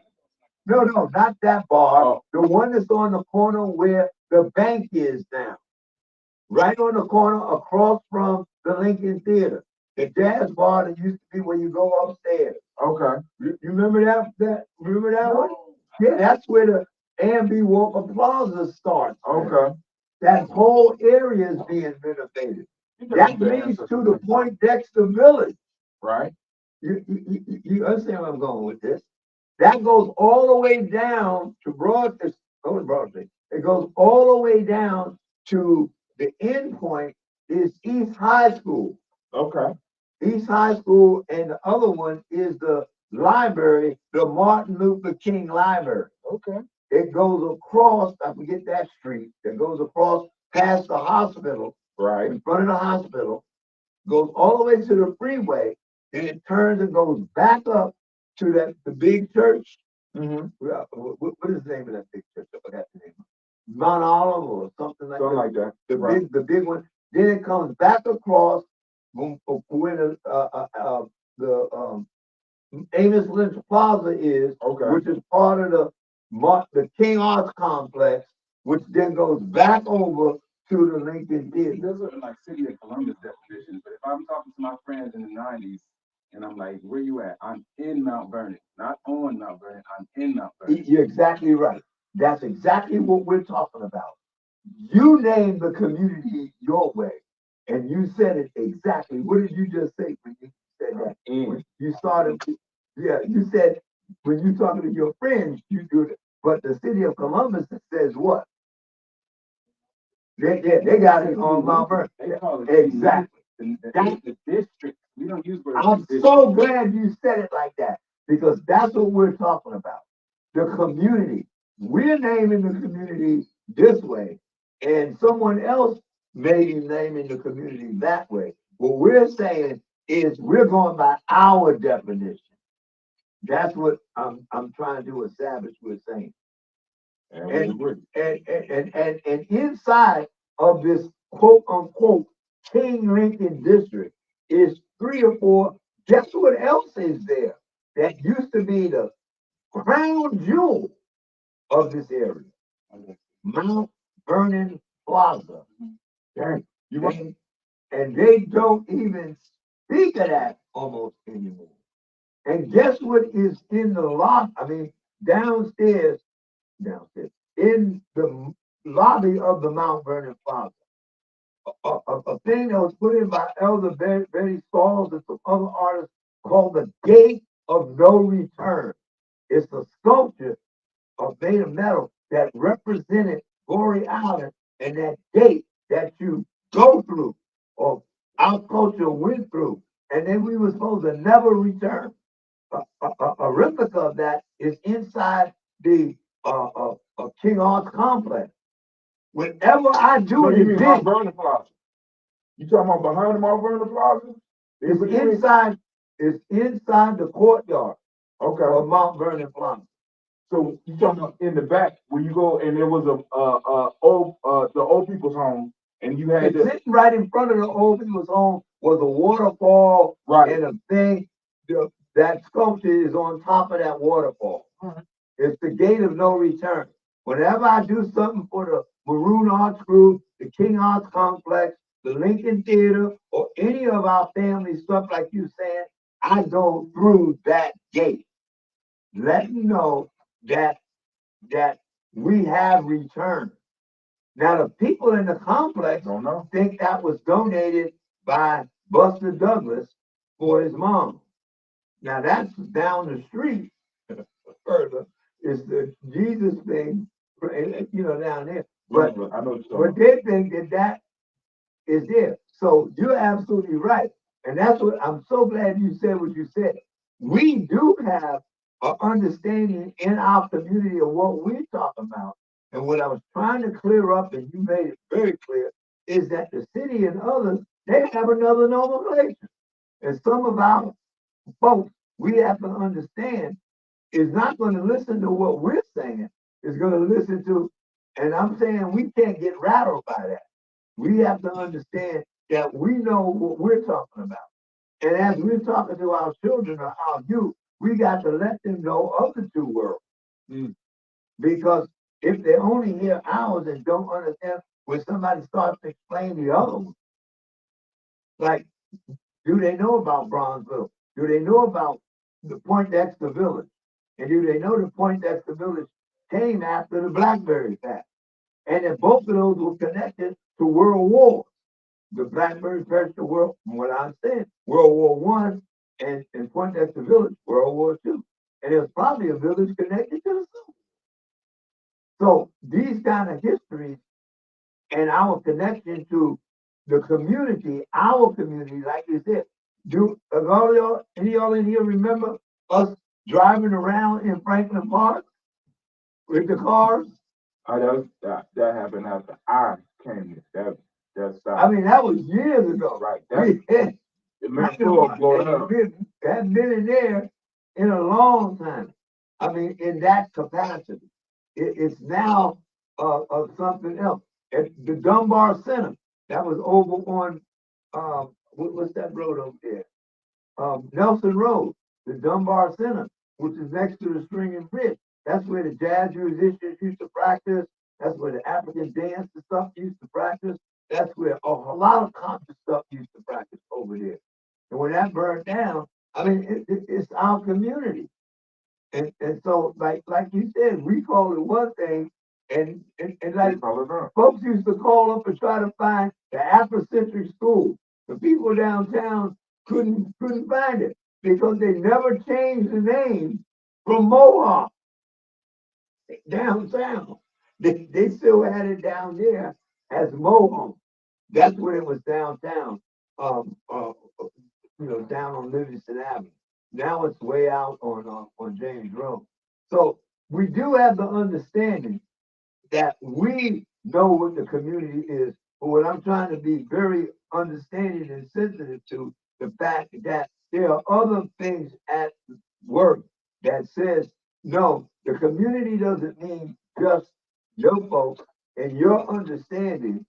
The community means everybody. And I think that that's what I'm trying to get the understanding is that when we like Kaumba, because it said be creative in creating and maintaining the community. But most of the time, when we talk about creativity, we talk about art. Fine, but we can talk about art in any of them. So let me ask you, so you're saying like the community then is, we represent maybe even this culture is the protectors of the community. I like to say brown people. And yeah, fine. Yeah. So even people that don't participate in this culture but share our lineage, that's still our community. That's what some folks are saying. And I'm saying before we can go outside of that and share with other stuff, we have to understand and know it ourselves. Right. A lot of our people can't even tell when they go to the map, our young folks, they don't know the difference between South America and Africa. Mm-hmm. They can't, when you ask them to find Africa on it. So the question is, if we only understand ourselves as being from this land, is America. Which America? North America. Because there's three Americas. There's North America, Central America, and South America. All this land was done by Spain and Portugal. Portugal and Spain, because Portugal did it first, then Spain. Britain didn't get it till after the Armada of Spain was defeated on land. But they had already got all the land from Florida all the way up to the West Coast and inside. Had all of this land. And the British rule did not start until after they had conquered it. So some of our folks may believe that this is the only land that we have, is this land here.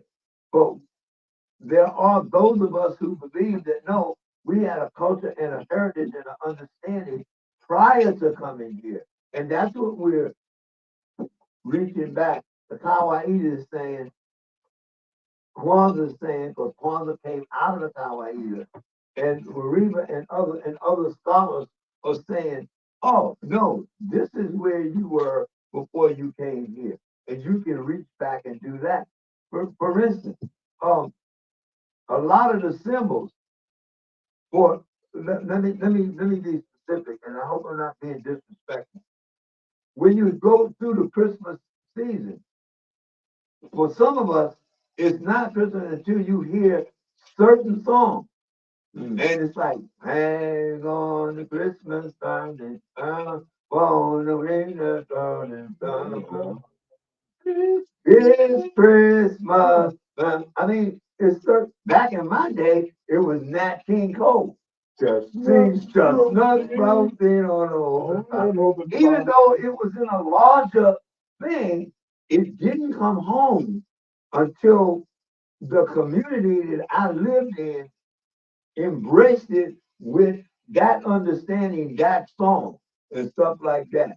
So that's what we're talking about. That doesn't mean once I got my stuff together, I can't go out in the other communities and embrace them.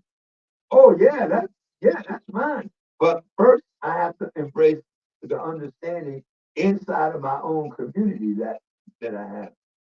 Like when Alvin and the Chipmunks come out. I ain't got no relationship to Alvin and the Chipmunks.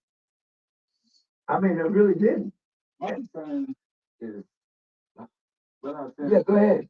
But Tim often said that if you, people are talking about the future are creating the future. And I don't hear us talking about the future ever, Hardy. And the future is upon us. The future is not only upon us. Now, you brought up a totally interesting understanding because most of the people that I understand is not talking with people about the future. They're talking to AI. And they're talking about AI, talking to AI about the future. When we say AI in this family, we say ancestor intelligence. When them folks out there talk about AI, they're talking about artificial intelligence. So we have to understand we're taking our understanding and embracing that too. But the future, like you said, is definitely here. And not only is it definitely here, it's been here for a minute. And how do we operate with that? The future is more there. Like I'm 40, and you know what I'm saying. I'm at the top of the hill at best. If I'm not on my way down the other side. Oh, okay. I'm really interested in what they think about. Right. Let me explain this first. We are the tree. At the tree, there is the roots. Then there's the trunk.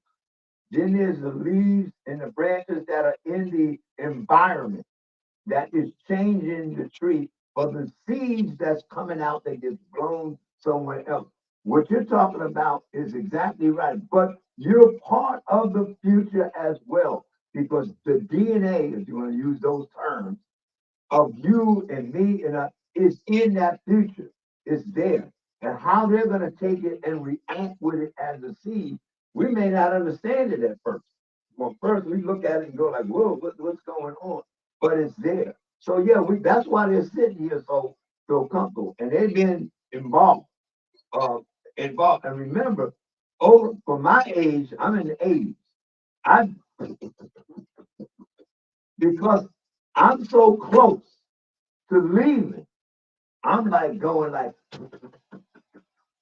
they're so far away from leaving.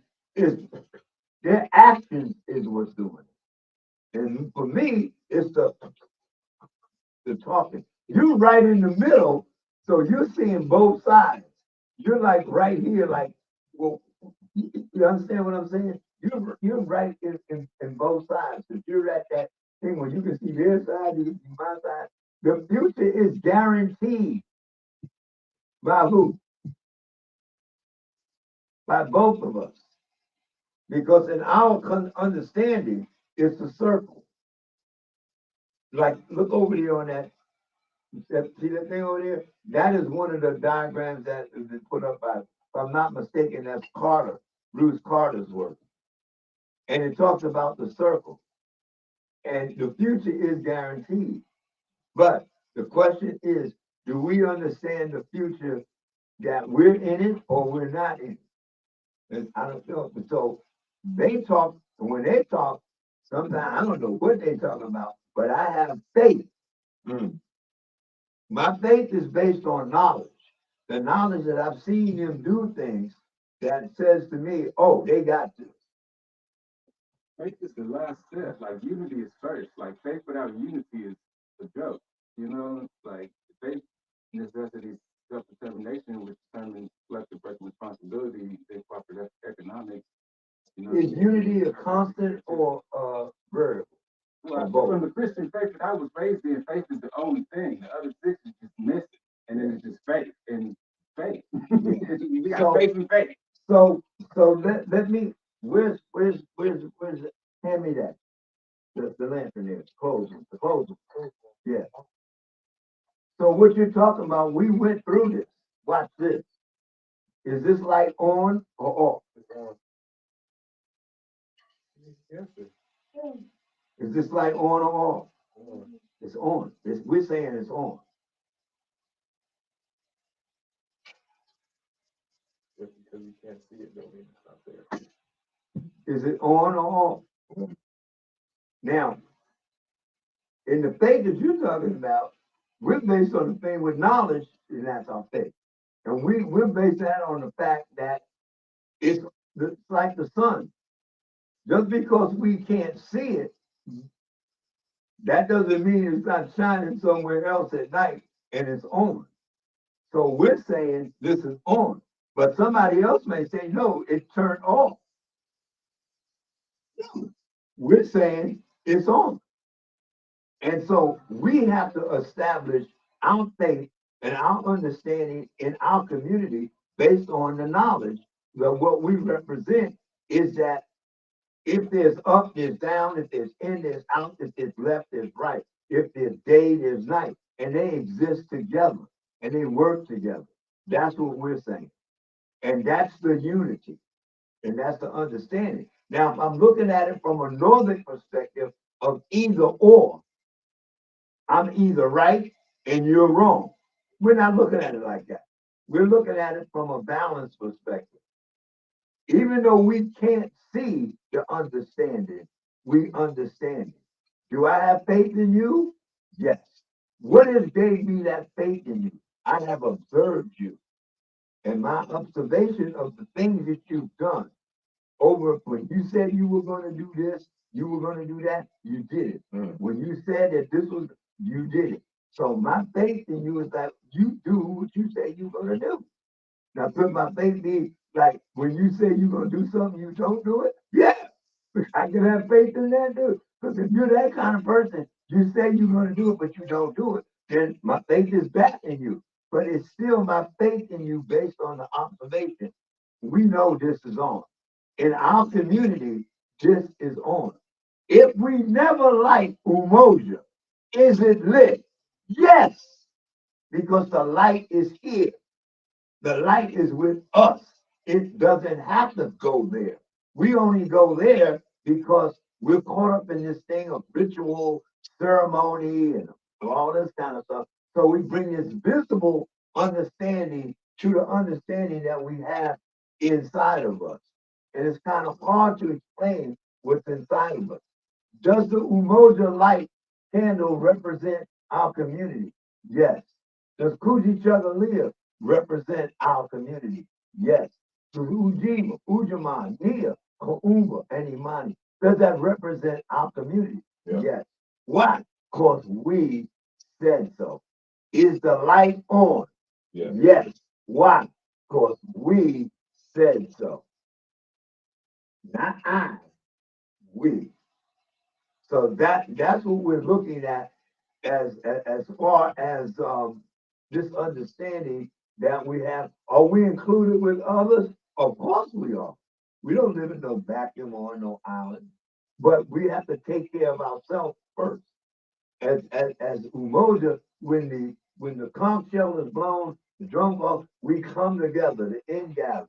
Oh, we come together. And when we come together, we already understand that the different experiences from the different places, the north, the south, the east, the west, whatever, we're coming together. And what are we doing? We're celebrating one of the indigenous symbols that is called a coma in Tulsa.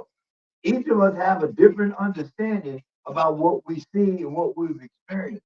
But we're going to come together and come to an agreement on what that is.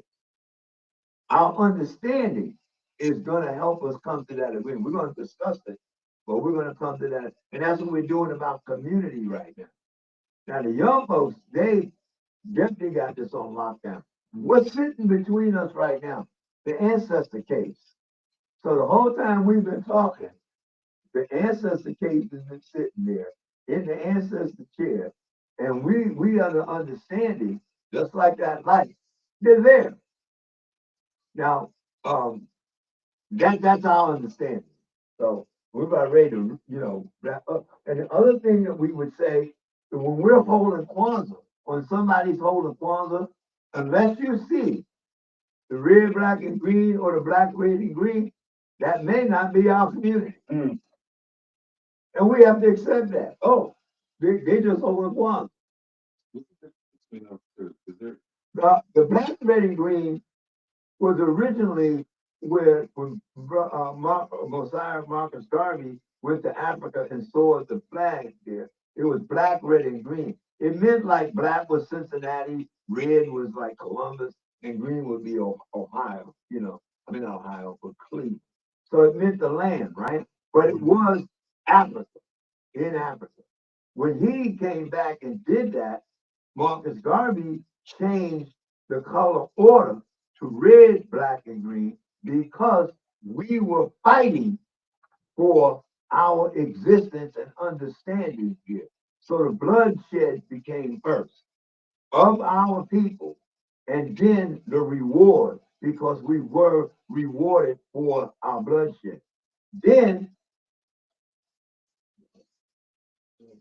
later on, as Kwanzaa came out on page 76 in that book, Mulana Faranga and the US organization of the Kawaida changed the color for them back to black, red, and green. Because he was saying at this time, now the black people are coming first, the blood, and then the relationship.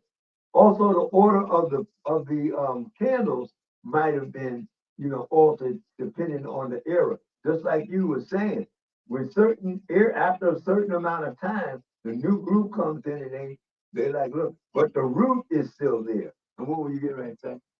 To me, it feels like the blood is exposed. I feel safer when the blood is protected by the blend is black. I feel safer in that one. I feel like yeah. Well, remember, this one came out of this one. That's the see. As long as you understand the root of something, it gets you to understand its what is it called? Tradition and reason. Tradition is its root. Reason is how it had to deal with the new environment. This is the tradition. This is the new environment. Then it went back to its tradition. Yeah, because they were fighting here. And this one is only applicable to North America because of the I don't know if you're familiar with the Garvey movement. Yeah, okay. Well, that's why this one was real significant. Out of Marcus Garvey movement, you had others. If you look that up, you see what came out of that, the other movements that came out of that. But he got that from, this was the actual one from the continent itself. And then it was this one. And now, you're absolutely right, because this one became the crying or the flag here in America. But at the same time, those who don't know, it comes out of this tradition. And the US organization went back to this tradition, which means that when you see their flag, as it lays across the table like this, because when it stands up like that. And so this one is the same. As it lays across the table like this, when it stands up, it stands like that. And that's why we have both, because we know the tradition and we know the reason. So I'm gonna put those back and then we get ready to go because it's time to make that move. What other color do you think they added with that? Those, the black, red, and green, and the red, black. What color they add? Yeah, Yellow. there you go. There you go. And there's a whole understanding behind why yellow.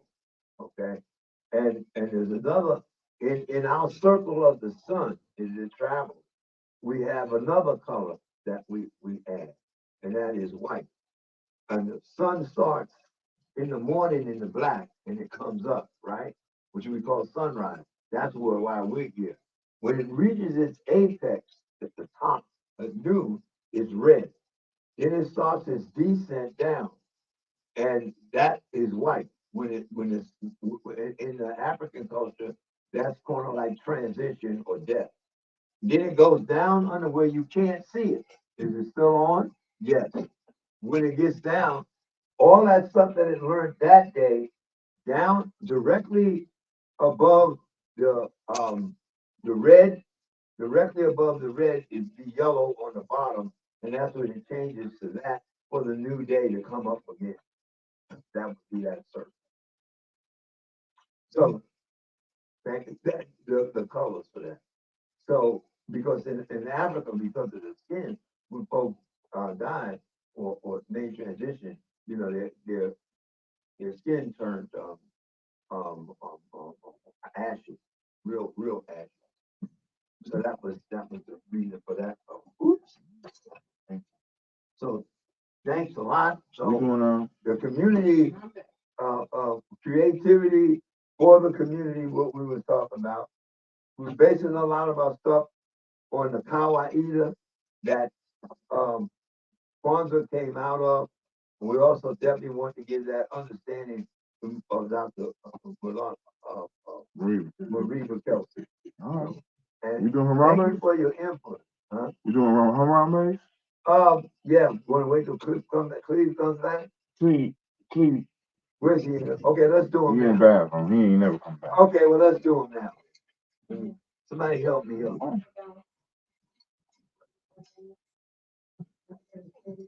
Oh, thank you. Okay.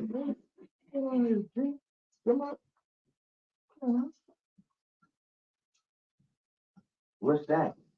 Is that my water bottle? Oh, here you go. Oh, yeah. Come on. Come on, baby.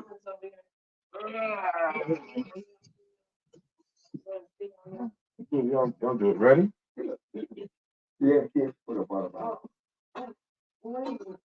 You know what Harambe means, right? Yeah. Pull together. Oh, who's lead? Gina. Ready? Harambe, one. Harambe, two. Harambe, three. Harambe, four. Harambe, five. Harambe.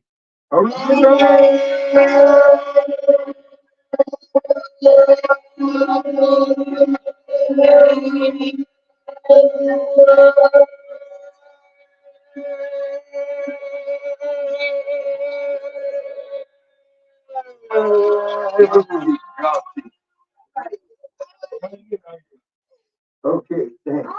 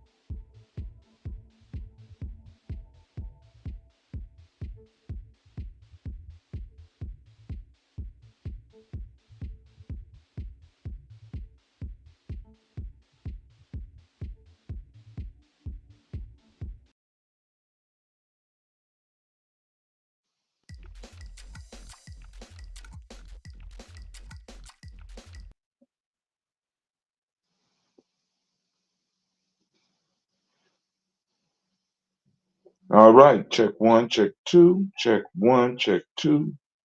All right, we're gonna have to listen out for the elder. He's gonna be coming in soon.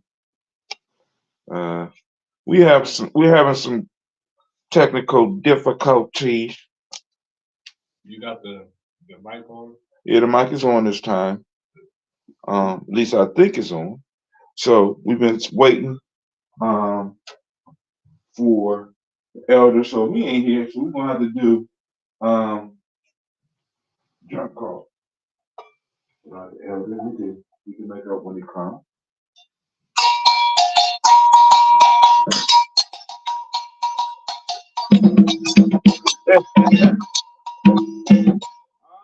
So we're about to go and light the candle to keep the ceremony going. I wanted to go because I wanted to make sure that we got the people that was in here involved. So it's just me and Cleve today. Elder Tony is on his way, or Baba West is on his way.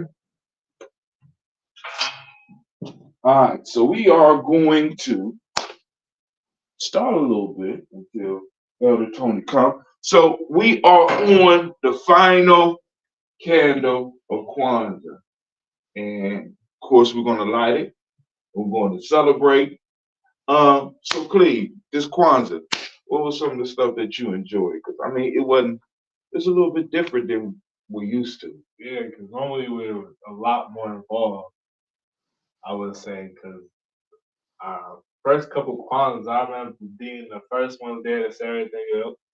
And then we used to be the last ones to leave because we had to put all the chairs and stuff up. And I used to hate that. Okay. But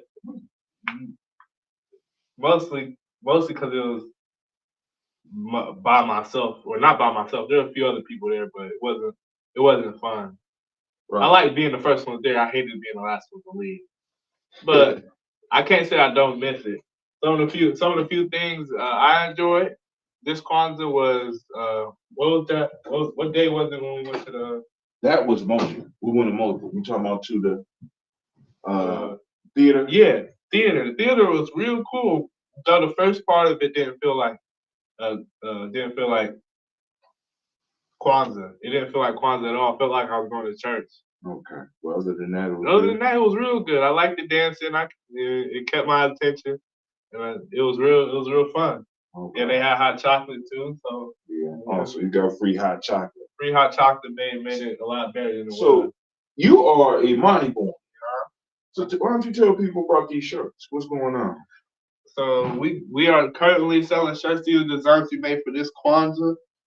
Is it just for Kwanzaa though? No, it's not just for Kwanzaa, but it's made in the spirit of Kwanzaa. 7 days. You can also buy them any day. I was born on a Sunday, which is Imani, which means faith. Dad was born on Kuji Chakalia, which means self-determination. The hottest day. We have one for every day of Kwanzaa, and we also have unique designs for all of them.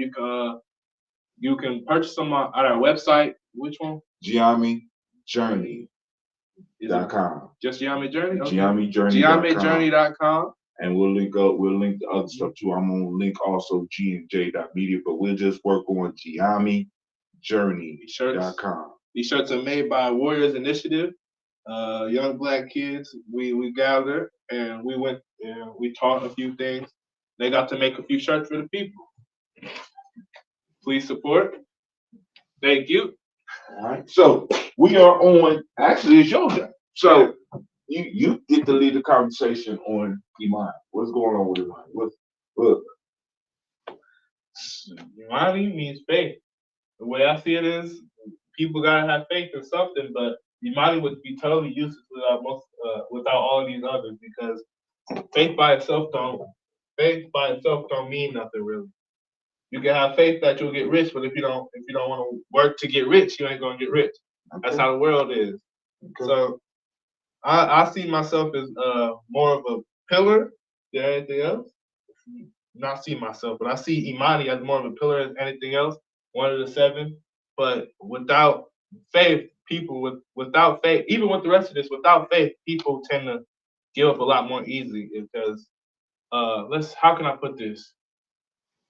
Larger armies lost to smaller army because they had low morale. That's just how it is. When you have very little faith in anything you do, you're not going to succeed. That's just maybe you can still succeed without faith, but it'll be a much harder task, much more monumental because it feels like the whole world's against you. There's going to be nothing going your way. That's what faith is. Some hopes and dreams, stuff like that, stuff to keep you going. So money is like a fuel. Imani is like a fuel, perfectly put. Okay. Money is like the fuel for the rest of the new sound. It provides the fuel so that all this other stuff works. So money is in the way we teach the principles. Money is the foundation of the structure that the rest of, in a sense, the rest of the culture or the rest of the principles are built upon. And as he said, it provides that stability, right? But by itself, that's all it is provided. It's providing just stability. You got to work the other principles in order for it to be empowered. So anything else you want to share with them? Anything else? I also want to thank those that joined us for what day was the second one we went to? Was it Nia? No, it was Nia night. It was might have been Ujima. I think it was Nia. You think it was Nia? I think it was Nia. Okay. So it was either Nia or Ujima night where we had a little gathering. We did the same thing last year. Hopefully we can do this next year. We just rent a little spot out. I have to see my family there and all that. I just want to thank all those people for coming and enjoying it with us. Got to meet a few people, see a nice couple performances. It was nice. I really like that. That's all I want to say about this. So it was a nice Kwanzaa, man. Happy New Year. Yeah, that too. So for in the cycle, the way we got it worked out right now, we are in the year. We have moved back to the year of Moja here at Geometry Journey. We 7 years ago, we started a quest with the daily toast, with that ambrosia, with the daily broadcast. And we kept that up for about 5.5 years, every day, streaming, and we were in, and I kept it up all the way almost until year 7. Matter of fact, into year 7, which was the year we just came out of. Now we have entered another cycle. We are on it's the year of one Moja, right? So it's the year of Moja. Because principles, it repeats every 7 years. So we on a Moja, we starting a whole new cycle, we starting a whole new phase of life. So the way we are going to be coming at you with Giami is going to be a little bit different. It's going to be a little bit more young person centered. And, like I said, I'm going to step back just a little bit. I'm going to try, you know what I'm saying? So, Cleve, if you would, sir, I'm going to look out here one more time to see if Elder here. Is he? No. All right, so we're going to go on and light it. We're going to hold these people up.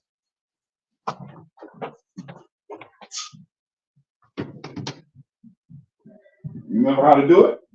Uh-huh. All right, get to it.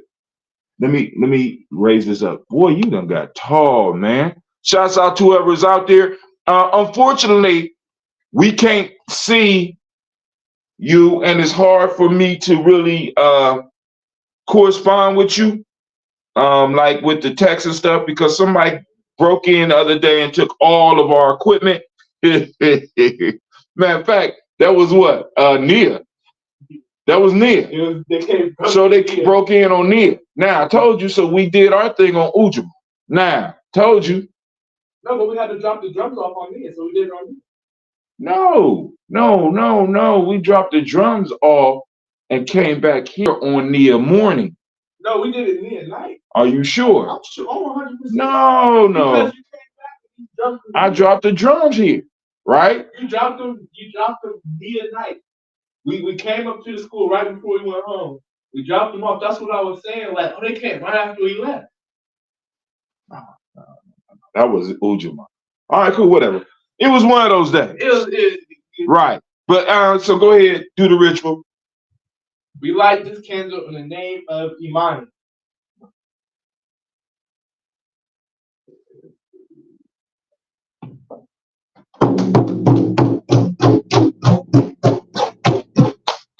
All right. So, family, we want to thank y'all for joining us. Hopefully, you have been able to catch some of the broadcasts with the past Kwanzaas. And of course, this will be up on next year's Kwanzaa. And of course, I'm going to stream it a little bit sometime during this year. Those of you who are on our email list, please, we will, I'm gonna do a newsletter or something. I don't know yet. I'm still chilling right now. I'm still chilling. I'm about to go into some new stuff. But hey, check and see if the elder here, because just in case you want to say something. Nah. All right. Family, we want to thank you. And we are out. Once again, if you want to check out the shirts, you go to GyenyJourney.com. GYENYAME Journey, the whole word, GyenyJourney.com. The shirts are up on the site. Also, those that want to do the e-course is free, GNJecourse.com. That's free, GNJecourse.com. So, other than that, we ain't got nothing else, and we are out. Peace.